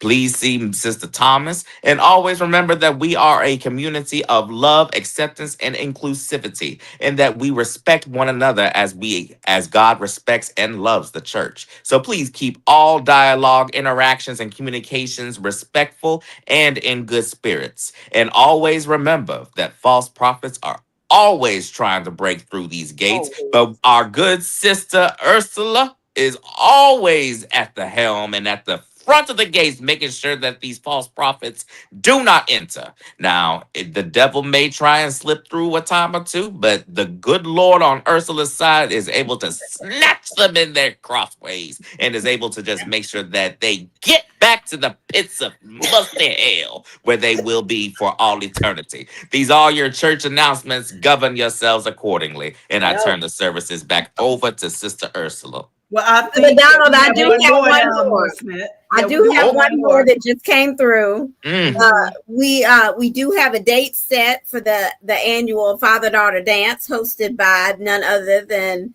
Dr. Ted Richardson. Usually it's co-hosted with him and his daughter Kat Richardson, but this year it will also be co-hosted with his other daughter, Eva Thomas. So praise the Lord. Very Praise the Lord. interesting father-daughter dance this year.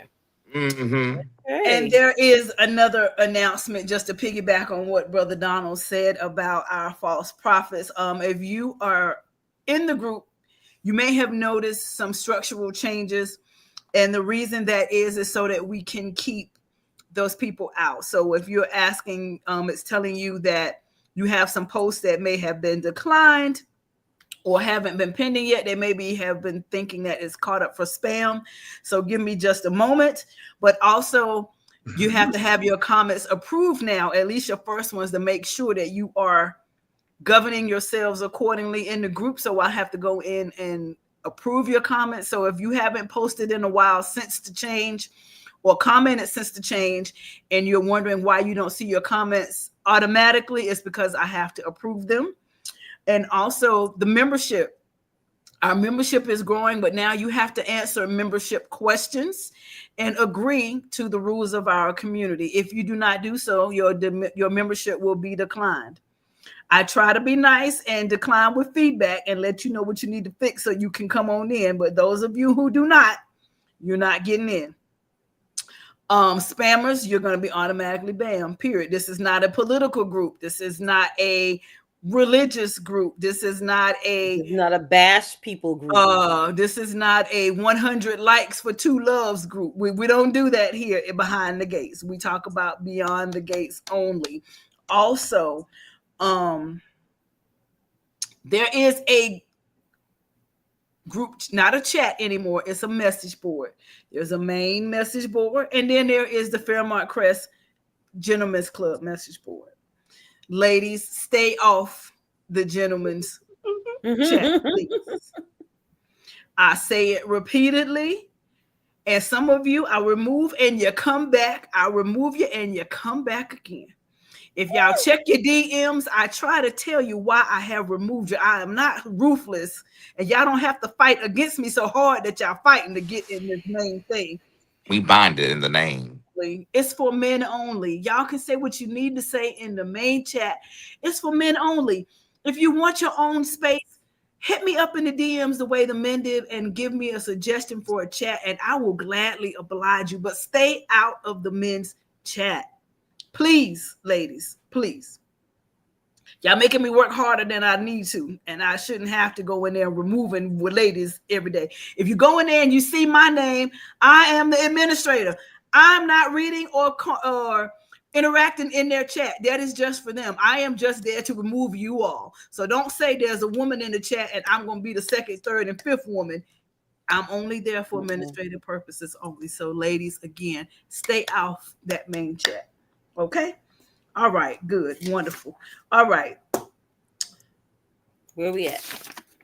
Y'all go ahead. It's time for y'all to vote for who is giving the eviction. So while we go to commercial break, y'all go ahead. Those of you all put in the chats who you are putting up for nomination for eviction this week, and we'll be back with our formal nominations. But we're going to go to break, and we're also going to give the trivia answers. So here we go.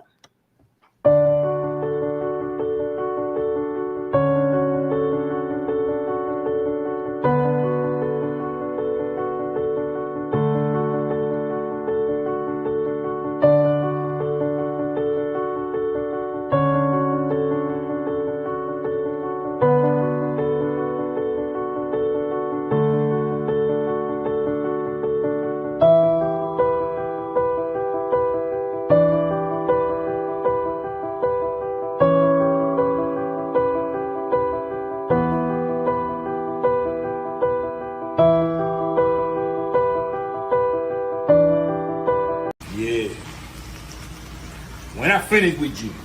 23-hour lockdown.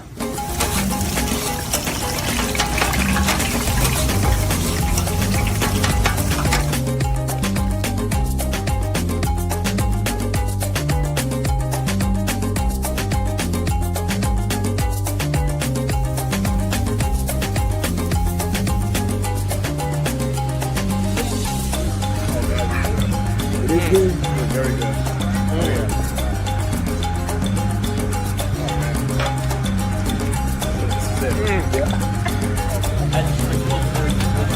After cheese was really good, the collard greens was How you doing? How are you?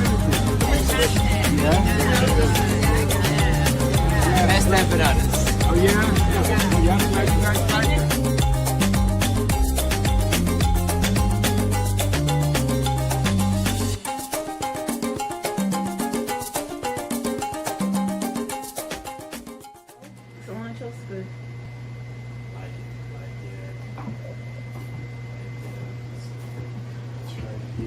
Yeah, so my horizontal line is a little off. Oh, I'm sorry. Hold tight. Hi, I'm Maurice P. Carey from CBS's Beyond the Gates and a proud, decorated United States Marine Corps combat veteran. As a veteran, I understand honor, courage, and sacrifice. And as a way of showing gratitude, Paramount Plus is giving 50% off for life to veterans and active duty service members on new subscriptions to Paramount Plus with Showtime. So let's celebrate our heroes during Military Appreciation Month.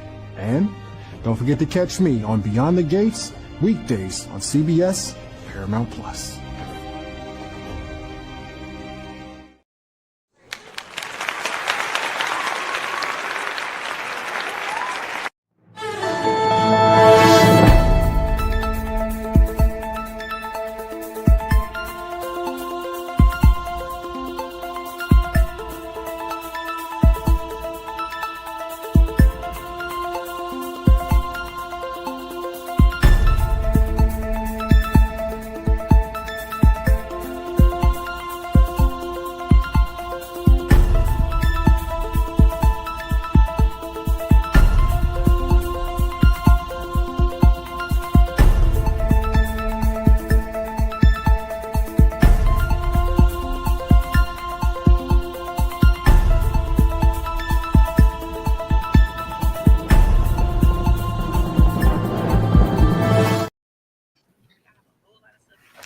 Okay, Angela, so let us know who got the answers right.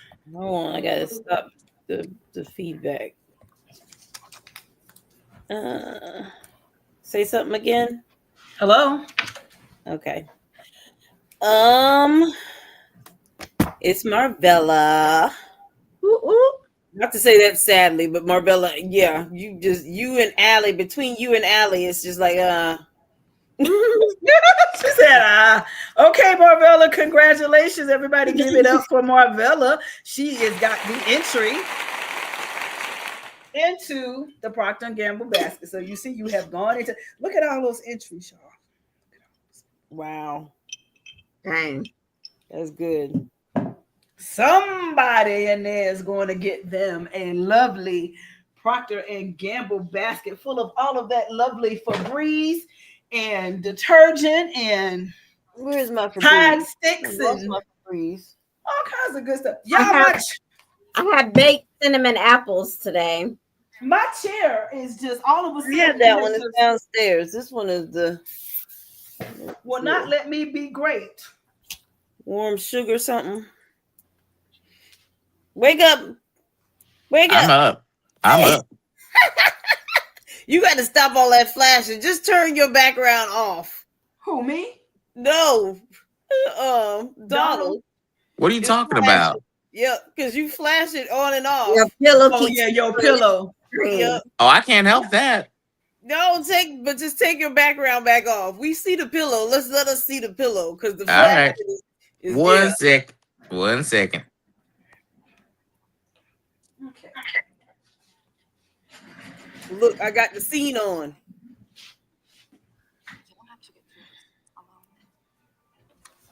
Okay. For some reason, my desk chair just wanted to set me down in the floor. There it is right there. Uh-huh. That was Some- a good one. Allie said her name is Cheryl. I know that's I've been on here trying to find her, but I can't find that real name. I know I have been too, but that's all I got. I've been up here looking this whole time. I can't those two had to have dated before. Someone posted in the comments or in the chat saying William that. Jordan said they had to have. Yeah, because they couldn't have. Because the fact that she was able to roll up on Derek and be able to plant one and then it go to the couch. No, y'all had to have had history before Ashley, and Derek probably chose Ashley over her. Waiting with the boxes. Remember, wasn't he supposed to be waiting in the truck? Well, I don't know about that. The other guy, Liam. Oh, you mean Liam? Oh, maybe. No, I think he was loading the chair into his truck. No, they did that already. They said the chair is loaded up. Oh yeah, take he left. No, he left. He said, out. "I'll see you at the fire station." He left because they drove separate. They drove separate cars, Yeah. so he left. Yeah, and that's he how did she leave. ended That's up right. pointing him. He left. That's why that happened. Donald, since you're here tonight, what's your first nomination? And let me read Allie's first. Allie said she is nominating DSL for what she did to Laura, Eva for charging Kat up in her own place, and Nicole Mercedes for suggestion DSL help with the Winterfest. Those are Allie's nominations. Okay. I think I'm gonna go with Naomi this week. Okay. I'm gonna go with Naomi this week because you're starting to enter the territory of Nicole where you're feeling like you can't be touched because of your profession. It's giving that you think that because you're a lawyer or that you are Can't be wrong. that you are basically the innocent one and that your morale is higher than everyone else, that you can be able to condescend on everybody, especially the way you've been condescending on Jacob the last couple of weeks. I'm not a fan of it. So yeah, I'm gonna have to go with Naomi this week. Okay. Which is funny because I was a diehard Naomi fan. Now you're annoying me. I don't like that. This is not cute. Allie, she is doing not the she is doing too much. That's why she's doing too much. Angela. Naomi's, like I said, she's been working my nerves. I mean, I think I voted for her the last 3 times, actually. So she's still there. I am upset with Eva, even though I don't know, between the two of them, it is kind of funky. But yeah, you can't come in my house and fuss and cuss me out. You can't do that. But at the same time, I'm still team Eva, but yeah, that is a little bit ugly. But Kat deserves some of it. And both of them, I think they just need to be in a ring somewhere, like they say in the old days. Put the two chilling out of the bus. My daddy used to say that, and just let them fight it out and be done. Not in the bus. So, yeah, that's what he said. Oh, y'all was going down the Winterfest. Them off on the side of the road. They go fight and get back on the bus. Wow. So. My two are okay. Go ahead. One is Sharon. Sharon, I know you got it out for Anita. You had a problem with Anita, but Anita is the reason why people know who you are, and people that you have a name again, and that you're able to tour. So if you are betraying our good grandmother, you wrong for that. If you take Vernon from her, if you are not on the up and up, and even if you are on the up and up, I don't like the way you flirting with that man. Anita has given you a second chance, and Sharon, I don't like how you handling her husband. I would have you by now. Number 2, unfortunately, my vote goes for Andre. Why Andre? Because Andre lied to Danny. Andre looked her dead in her face and lied about why he didn't want to be in front of the camera, and he's going to allow the spot to blow up and, like Keisha said earlier, mess it up for everyone because you're going to have to get caught in a lie. Just like Derek. And you know that Danny has proven to you over and over and over again, she is ride or die for you. I don't think there's anything you can tell Danny at this point that is going to make her not stick with you. She just said, no, we don't do lies. We don't do uncertainty. We don't do any of that. You tell us what it is. True. And I think that Andre should have just said, okay, you know what? This is what it is. And Danny would have found a way to work on it, even if she hadn't sent the lawyers to do whatever you needed to get done. That's it. Keisha, wake up. Look. Both of them got one eye. See, y'all should have had a drink like I did. Keisha done got to the point where she doing one in. I got energy drink and Coke. No, I'm not asleep. I'm still trying to find this child. Energy drink and Coke. That works. But no, I'm still actively looking for Cheryl. Why are you trying to find her real name? Is that it? Yeah, I want to find her real name. Something else. I just can't remember what. Sharon had Vernon first. That is why she was irate. Plus, they share a son named Sean. What? This is news to me. William Joy, and where are you getting that information from? First of all, Sharon had a crush on Vernon. They were never together. He chose Anita. He making up storylines. Vernon. I mean, not Vernon. William. Sharon, a son. Yeah. You making up a pull that out of Layfield. That's what that is. Yeah, Andre, I'm upset with you because we got a good thing going. You have confessed your love. You have pushed her. You added the son part. That's what I'm going to say because that's nowhere in the plot. But Andre, as much as you have taken 100 steps forward, you took 52 back with not telling the truth.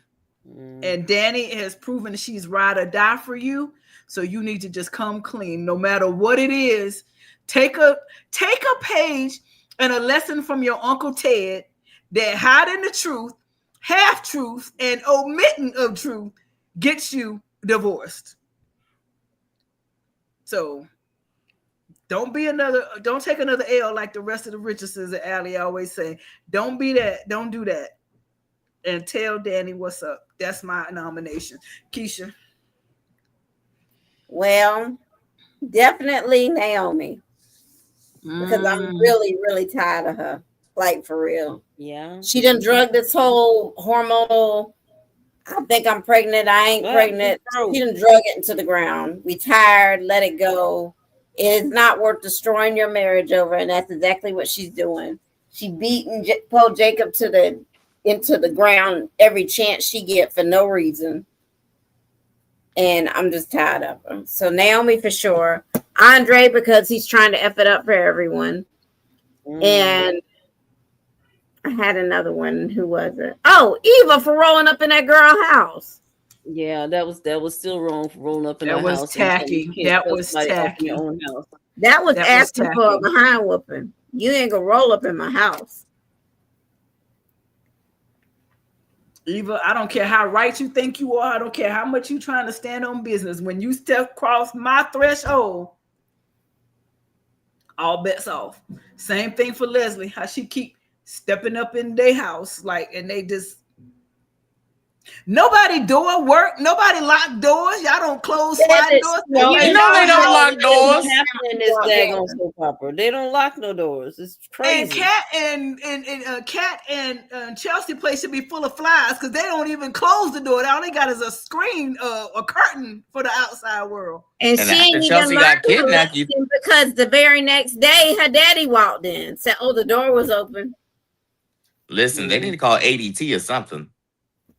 Allison done came up in there and snatched Chelsea up out of there with their open door. Y'all ain't think that y'all relying on security at the front again? You need a dog. Y'all are relying on them security guards down there, and we already done told y'all Fairmont Crest security is trash. Look, Allie and Marvella trying to nominate to deter us from the death.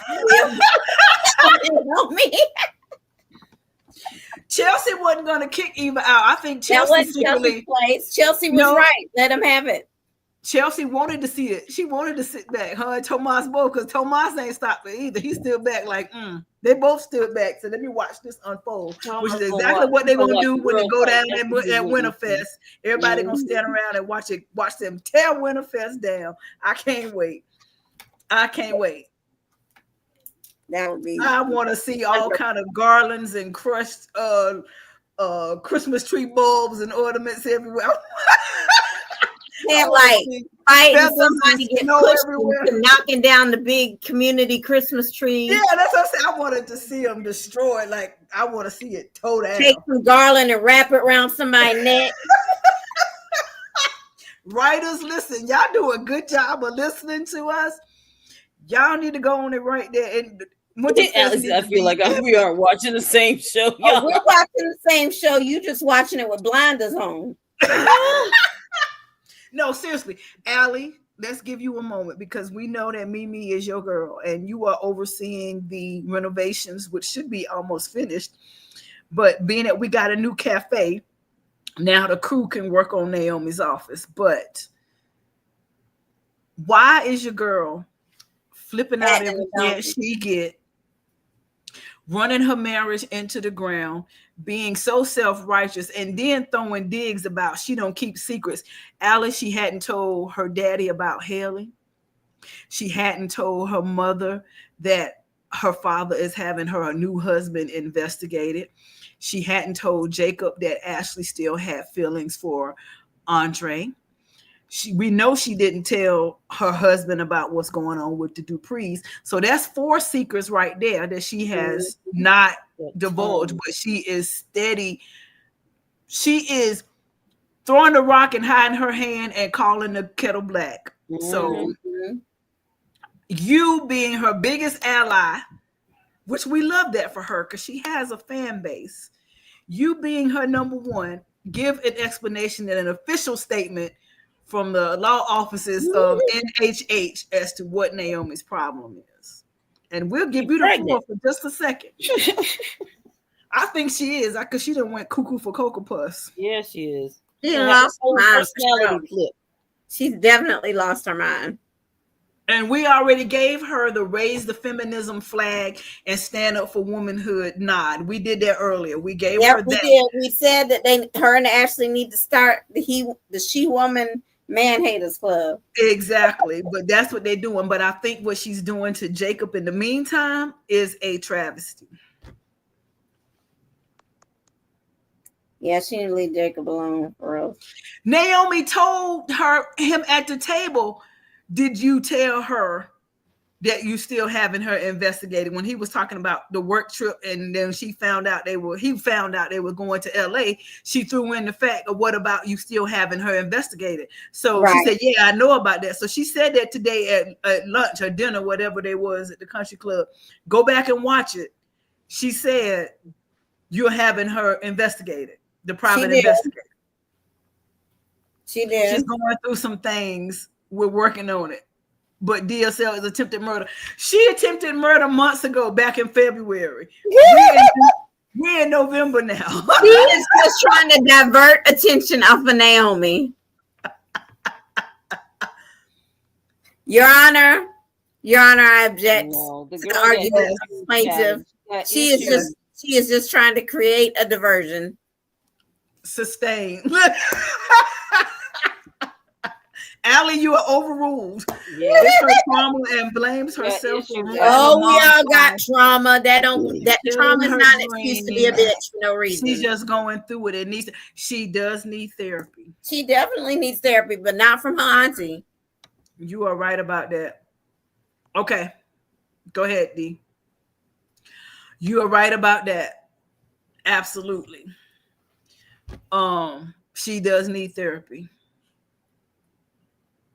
Have we done trivia answers? Yes, we did trivia answers already, Marvella. You won. You must have been out there when you said that you won the entry into the basket. We put it in and all of that. So you must have stepped away. Yeah, we already did. I think that's right. I think Naomi wants Jacob to basically call it out so she doesn't have to. Yeah, that's exactly. Yeah, she want to treat him so bad that you make him break up with you. And that's a classic move because you don't want to say, I'm divorcing him because he wants a baby. And they're going to say, well, did he tell you Did he tell you he wanted a baby? Did he push it further? Well, no. Okay, so all of this is in your imagination. So she want to treat him so horribly that she say he walked away from me. He left me. Yep. No, I agree. So what we're going to do now, we're going to go and we're going to do the character theme songs. And then Keisha's going to make her announcement. She's got a little bit of time to think. So we'll be right back with that. Dun, dun. Well, if I can find them. You know why I can't find them? I didn't load them in. Y'all hold on one second. I got a technical difficulty. That was me earlier. And then I got in on Chrome the second time, and then it wouldn't let me talk. So yeah. Sometimes it just don't let you be great, and sometimes you just, But I want her to get it together. I want Naomi to get her life. I'm rooting for her because I genuinely like her, but right now she's making me not like her. She's making me upset because she got a good man, and there's so many people out here who want a good man, and she running hers in the ground. She running hers in the ground, and then her and Ashley gonna be sitting somewhere in the bar talking about, I want a man. I want a man with me to love me and keep me, and yes. Somebody that's not going to lie to me, and somebody that's not going to say they want something or they don't want something. And Girl, he ain't mentioned that baby no more about let's try again. He ain't said nothing else to you. You keep bringing it up.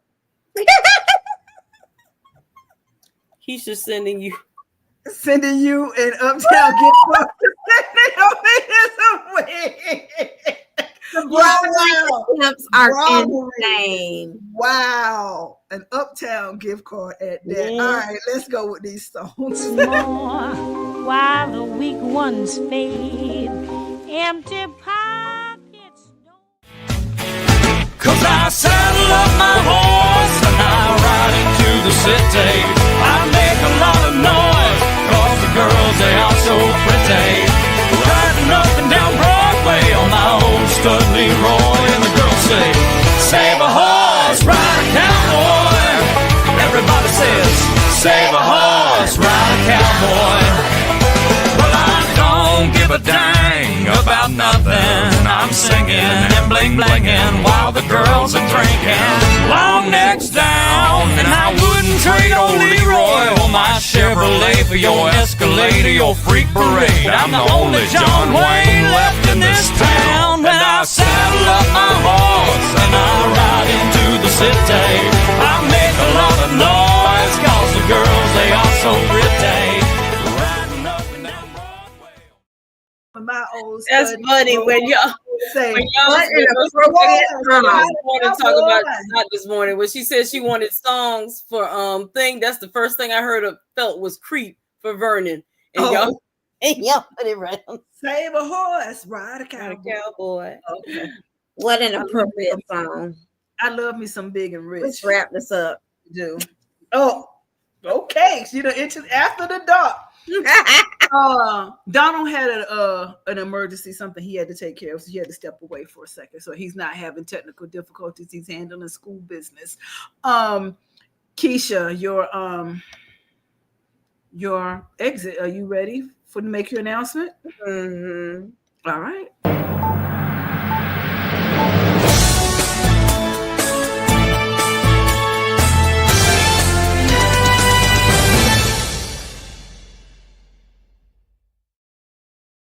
All right. Well, Your Honor, despite bribery attempts by the plaintiff's offices, it is time for Miss Attitude Hormonal Bitch or whatever her name is today. Attitude Hormonal. I'm tired of her. I'm so tired of her. It's time for Naomi to go. Go on a retreat or something. Get your life together. Pray. You need to go pray. And make right with your husband or let him go because we tired of you. Like, for real, for real. Well, Naomi, you have been kicked out of the gates. You trying to slide me some Winterfest tickets? There's your ride, Naomi. There's your ride. We will see you next I just got a police escort. Wow. That's your ride, girl. Winterfest, three Winterfest tickets at that. Not 4, Alex. One, you got 3. You got 3 Winterfest tickets. Listen, bless her heart. That's all I can say. Bless her heart. I'm sorry, Allie. I had to do it. We done gave her grace far too long.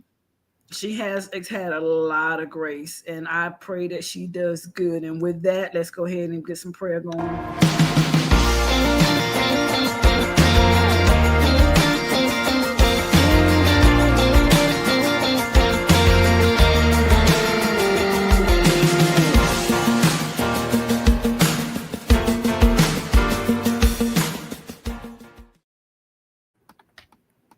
I don't know why that keeps doing that. Oh, my heart just dropped right quick, y'all. This has nothing to do with Fairmont Crest. I just happened to look, and my phone came up with these pictures of Halle Berry and Reggae Jean Page in a romantic comedy, and them like all coupled up. And I was like, "What? Wait a minute!" But it's for a new movie, so I was like, "Oh, okay, all right." Emergency averted. Let's take Naomi to a women retreat this weekend at Fairmont. Yes. My prayer. Y'all need to lay hands on her collectively. Yeah, my prayer. Y'all need to do a deliverance. Yeah. Look, they need to do a deliverance. Yeah, something's going she ain't on. Right. What that man say about what's going? She ain't right yet. She ain't ready yet. My prayer is for the florist and event planners of Winterfest. Y'all hard work is about to be destroyed big time. And I'm just praying for y'all not to get upset, because Anita gonna write y'all a check. You're gonna be paid, but your hard work is gonna be towed all the way down, because they're gonna tear Winterfest apart. Okay. I feel the tree coming down, and I feel the cake that our baker from Columbia is baking is gonna get destroyed and smashed in somebody's face. Yeah, that's gonna be good. That's gonna be a good. Not smashing their face, somebody's face getting smashed into the cake. Yeah, that's gonna be a wasted ice. That would be good too. It's probably gonna be that good buttercream too. Mm-hmm. Yeah, y'all remember that commercial? Face in the cake. A football commercial. I think it was all the Heisman people and whatever. And then they they were playing football in the football in the banquet and tore the whole thing down. That's what it's gonna be. Bless their heart. Angela, you ready for the gatekeeper announcement? Gatekeeper of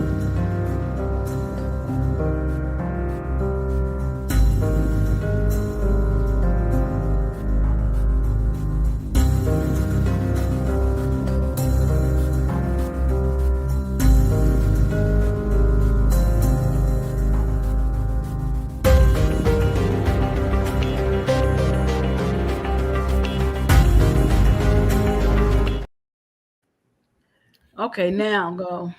Do y'all have 2 screens though? Huh? I have 2 set, like one big screen that we're usually on. And the little screen is showing you on the side. That is the new Mars feature, and it's showing you what it looks like if somebody wanted to watch from a vertical angle. But that's the part that's giving me the double feedback. Because just to see it's not on there. You can hit the button and hide it. Hit the little blue button under to hide it. There's a little blue button. Is there no audio coming off of that? No, it's just a view. So I don't think that's definitely every time you play a video or some music, we definitely get feedback on it on our end. Because I don't see a button to hide it or do anything. I have to do a middle thing. It says picture in picture, and then I can mute it, but that's it. But anyway, that's neither here. We'll do that later. All right, the gatekeeper of the week, according to my paper. No, I'm just kidding. Is Loretta Eldrin. No, that was last week. Yes. So we're doing the one that I basically got the wrong show order. The one that I sent you, right? Yeah. Yeah. Lennon Jones. Thank you. For some reason. Well, I asked my husband to get me the show order. This is the one he brought me. That's from last week. Well, it kind of still worked with the whole thing again. Well, that ain't it though. God bless her. Look, see, this is reality show here. We have everything going right, but for some reason, another, the gatekeeper, I don't know why it's Lennon. Well, his picture, I had it, but it's saying for some reason it's an invalid file type. But y'all give it up for Mr. Lennon Jones, who is our gatekeeper of the week. Yay! So shout out to him, and we'll put his picture up in the group. I don't know why. It's cold in here. God bless you. Up and you look nice and cozy. I see that. You just need a behind me chair. You just need a nice Papa San chair. You just be bundled up right there. Girl, I got me some hot there's a chocolate. big window behind me, so it's cool by this window. I'm gonna get some blackout curtains. Praying for Sharon. If her intentions are no good with Vernon, Anita will snatch that $15.99. Yes, she will. Ooh, yes, $15.99. $15.99. I ain't never seen a wig that was $15.99. But if you're saying that's how much, that's how much it is. I am praying for Sharon. Because Sharon wrong for that. Sharon is definitely wrong for what she got going on. I hope it's nothing really. Yeah. I pray that it's nothing. I pray that granddad is not involved. Be nice for Anita. Anything, but Sharon, if you got ulterior motives in what you are doing, because I still, no matter what, at the end of the day, I do not like the level of flirtation she's doing, whatever she's doing. I do not like it at all. She being way too friendly and familiar with Vernon. I agree. So regardless of what it is, she's doing too much. Come back to the hotel and let me show you what I mean. What you talking about? You left your cufflinks on the dresser. For what reason did Vernon have to take his cufflinks off in the shirt? That's what I'm saying. That's you ain't gonna take your throat is up here. Your mouth is up here. You don't need to take this off to exercise this right here. Isn't she a voice teacher though? I think that's what it is. That's fine. What does it have to do with his cufflinks? I hope she is. I know he had to take the jacket off and get comfortable. And I hope this jacket is not attached to the cufflinks. If you look. If I can't sing, I'm talking. If my tie, I need what I'm gonna do. If I need to get comfortable, I'm gonna do this. So I could speak. I let my tie be loosened tonight so I could speak to the people. That's all Vernon needed to do. He ain't need to take no cufflinks and get comfortable and leave no cufflinks nowhere. And them good cufflinks that Anita bought too, what they doing on the dresser and you scared they got swept up in the housekeeping vacuum. Vernon, how was you going to explain that one if they had? That's what I'm interested in. And Keisha, performer of the week. That made me mad. Let's see. I think I'm gonna give it to Ted. Although it's too little too late, I think his speech with Kat was really moving. Mm-hmm. Okay, I can give him that, y'all. Mr. Keith Robinson has, aka Ted Richardson, has gotten the honor from BTG of being performer of the week.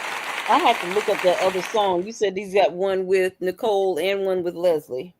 Yeah, the new video of Weird Love or Strange Love or something love. He got Leslie in the video. So he had Nicole for Forever Bang, and this new one he's got Trisha Mann Grant as his co-star. So Lord. She may be adding training on the treadmill to make sure you aren't tired. Allie, girl, you be working it out for Granddad and Naomi. I'll give it to you. You trying. I give it to you, Allie. You are trying. You're trying that one. You're reaching. You're trying harder than they are. You're reaching, but you're trying. I give you an A for effort. Final thoughts, ladies. Angela, what's your final thought? I am hoping Naomi can get herself together and stop being such a bee. I am hoping Anita does not kill Vernon before Winterfest. I am praying for we ain't seen nothing from Samantha, but I pray Samantha gets her head together because she due for another act up. So no, I think they're good now ever since her conversation with June. I don't know, because she still thinks that boy is her butter, and yeah, and I'm like, she So still still. hadn't turned off from him, so she's still gonna try it, I think. But who else? Anita, Nicole, I'm so tired of her too. So, but it seems that they are getting closer now that they are divorced, which sometimes happens. So we'll see what happens with that. And Andre, like Ms. Mendez said, you better get it together. Cause whatever you got, she is your ride or die. Just tell her. The truth shall set you free, son. Because right now, you digging a hole deeper and deeper with each lie. Mm-hmm. So just let her know what is happening. She's giving you an out to say it. Just let it go. Think he's a diamond smuggler? No, because they would have already went to his house and found him. Who said diamond smuggler? Where did that come from? I'm just trying to figure out what he did that he's so ashamed of. Like this. I'll go next because that's what I was going to say. I think, and I'm hoping that's what this is because, sorry, it's something I probably fuzzed from this blanket and got in my mouth. But I think that, or I hope that what is causing Andre to live this lie is that he is in some sort of witness protection because he witnessed or photographed some criminal activity. So they sent him home away from Europe, and he's supposed to keep a low profile because if it's something like that, then that's forgivable because he's got to not say anything because of the program. So we're going to channel that kind of energy. Definitely in favor of and think that the fight is going down at Winterfest. And lastly, what was my last thing? Oh, writers, keep Cheryl and Derek. We here for it. We want to see what happens with this. We like that, yeah. And it's not even a not wanting Derek and Ashley thing. It's we're happy to have new characters. They just have more I chemistry. love that it's a Latina woman. And I would like to see y'all further develop that. What's the drink called? Coquito? She's a coquito, not a vanilla milk. Yeah, nice coquito. She's a coquito. Mm-hmm. And I need to find we need to get some Ashley some something. I don't know. Something. I want to see Ashley get something, but I'd rather see Ashley figure herself out. Yeah. Because what I do appreciate that they do with this show is they use the show to address different issues, and they do it, rather discreetly through conversation. Because something they were talking about today, I really liked how they were brought up, like being able to help people. Something they said. That and the way they were addressing Anita's health and making sure she got her. Yeah, that's what it was. It was the health disparities. Yeah, I like how they slid that in there. So I'm hoping that they do the same thing with that. Like, I think that this is a good opportunity for them to do something with that. My final thought is less of a thought and more of a question. How in the world did they keep Nicole's shirt thrown open into the perfect angle and set all day? Tape. And I said it had to have been taped down because that shirt did not move all day. It was perfectly placed all day. I said, as much as I undo my shirts, I can never get them to stay thrown open like that. So it had to be double-sided. What's that? So is that a good double-sided tape, folks? Fashion people out there, is that double-sided tape regular, or is that certain fabric double-sided wardrobe tape? I need to know what kind of tape how y'all kept Nicole's shirt thrown open like that, because I need to invest in some of that. Because that looked good. My final thought is you need to let Ted be so less loose in the lips. Please. And Anita, I don't understand why you so flabbergasted and pearl clutching about Leslie wanting to be a part of this event when you made it about Barbara, which is her mother, and Laura told you she's going to want to be involved, and you said, I'll think of it later. And the fact that you didn't revisit it and think that she wasn't going to come around, and the reason that you are ill prepared now is baffling to me. Because you said, I'll think of it. And have you been so busy that you didn't think of it? Did you just think Leslie was going to go away when you were honoring her mother? Now you're in a pickle and you have to think fast, which doesn't make sense to me because you had weeks to do it. At this point, if the restraining order isn't working, you're gonna have to let Leslie be the greeter. She wants to be seen. She wants everybody to see her. She's gonna wear a pretty white, sparkly dress. Let her be the door greeter to greet everybody to come in.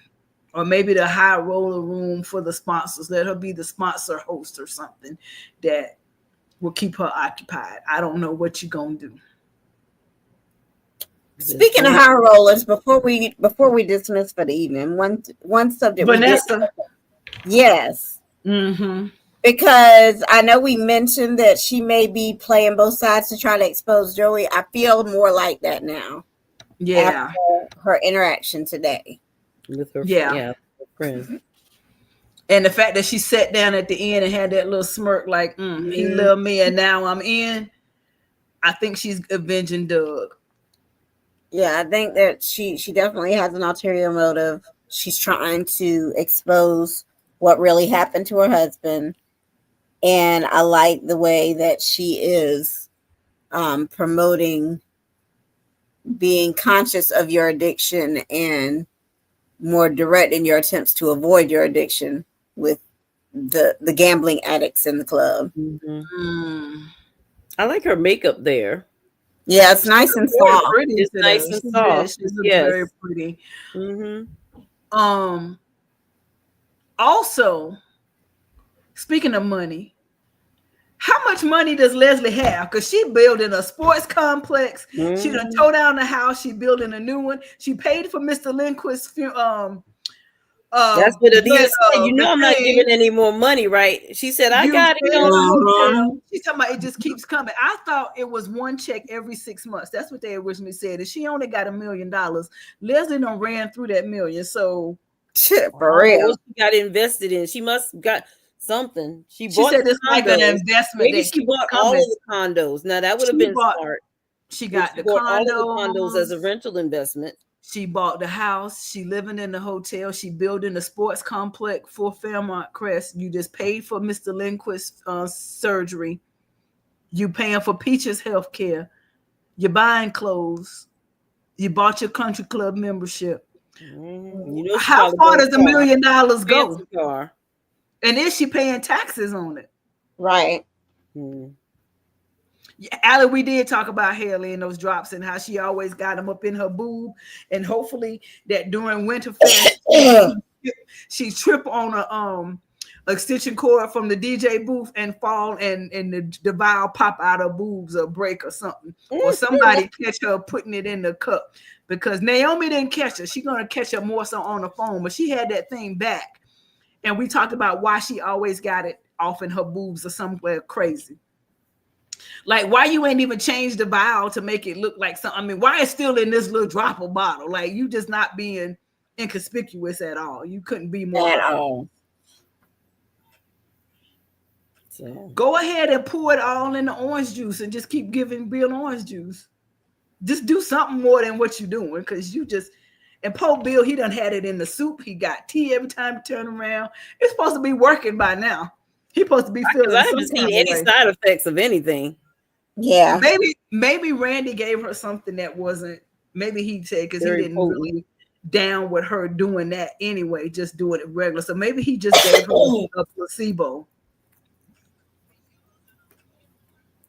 Oh, I think maybe he gave her something that's not working.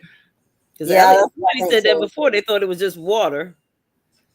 Yeah, it's supposed to be slow acting, and she's talking about speeding it up, and she's been dropping all kind of drops in the man's super stuff. I think Randy I think Randy gave her the. I think he didn't give her the real deal. I think he gave her some olive oil or something. I really do. It should have worked by now, even if it so much as gave him a headache. Something should be going on by now. Oh, but anyway, y'all, thank y'all so much for coming and joining us tonight. We did not give y'all an after dark. It really wasn't nothing too spicy this week for us to go there. But we thank y'all for tuning in, for rocking with us this week. Next week looks going to be very promising, and we have all 5 days next week, I believe. So we don't have anything interrupting our Fremont Crest time. Leslie is a con artist, a pro con artists talk their way through. They never use their own money, but she has been using her money though, and giving a lot of money away because she done bought Eva's apartment out. I don't think they're gonna make. You think they're gonna make that a part? I think she's gonna stay a force, but I don't think they're gonna let her run out of money. I don't know. I think this is just gonna be in there. I don't think, because it's just like we said, we needed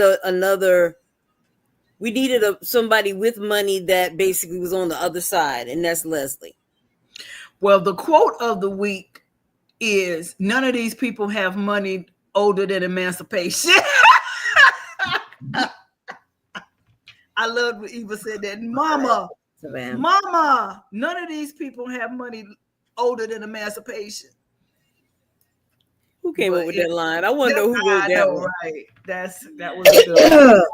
If whoever can come up, if anybody can find who the actors are that played the two firemen, we want to know so we can boycott and have them people back on. Not boycott, but yeah, protest.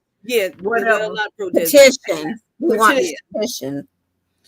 Liam and Cheryl. Yeah, but I think we're trying to find out who they are. I saw her on something. I just can't remember what. And it wasn't on. Hold on. I'm gonna tell y'all right now. Let me get this. Oh God, my eyes itching so bad. Remember on that Tyler Perry's Meet the Browns? Was she the girl, the Latino girl at the end of that, during the end seasons, that was messing with was that today's episode or yesterday's episode? Yesterday. Where my eye drops go? You just put them in. I know, and now I can't see them. I wonder if they fell on the floor, maybe. I gotta go take some Zyrtec or something because my eyes are itching like crazy. Well, it's that time of year. Yeah, I know.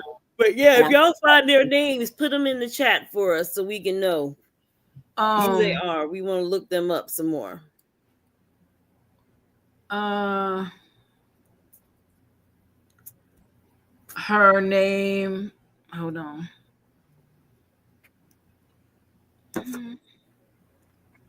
Yeah, she's just Cheryl, but the actor's not named. Yes, not I'm saying. So find her. Yeah, so me and Keisha were looking while we were. That's why our head kept going down, because I was busy looking for her name. I can't even find it. Child, I done looked at people that the other actors are following to see if she'll pop up. I ain't found her. I can't. Yeah. Maybe she's a one-hit wonder. Maybe they didn't feel like they knew. No, I saw her somewhere else. We don't want her to be a one-hit wonder. We want her back. She can't be kissing on them and it just be a one-hit wonder. That's crazy. Well, that's all I know. Right in your attempts to. And that's all I know. But anyway, y'all. Sorry, everybody, see y'all next week. Our panel is falling apart. It's late on a Friday night. And so, look, she in California. It's 12 o'clock here, sister girl. Well, that's what I said. Our panel is falling apart. So right now, good night. Good night. All right, y'all. We love y'all. Y'all have a wonderful night. Bye. Good night. Stay safe. All right.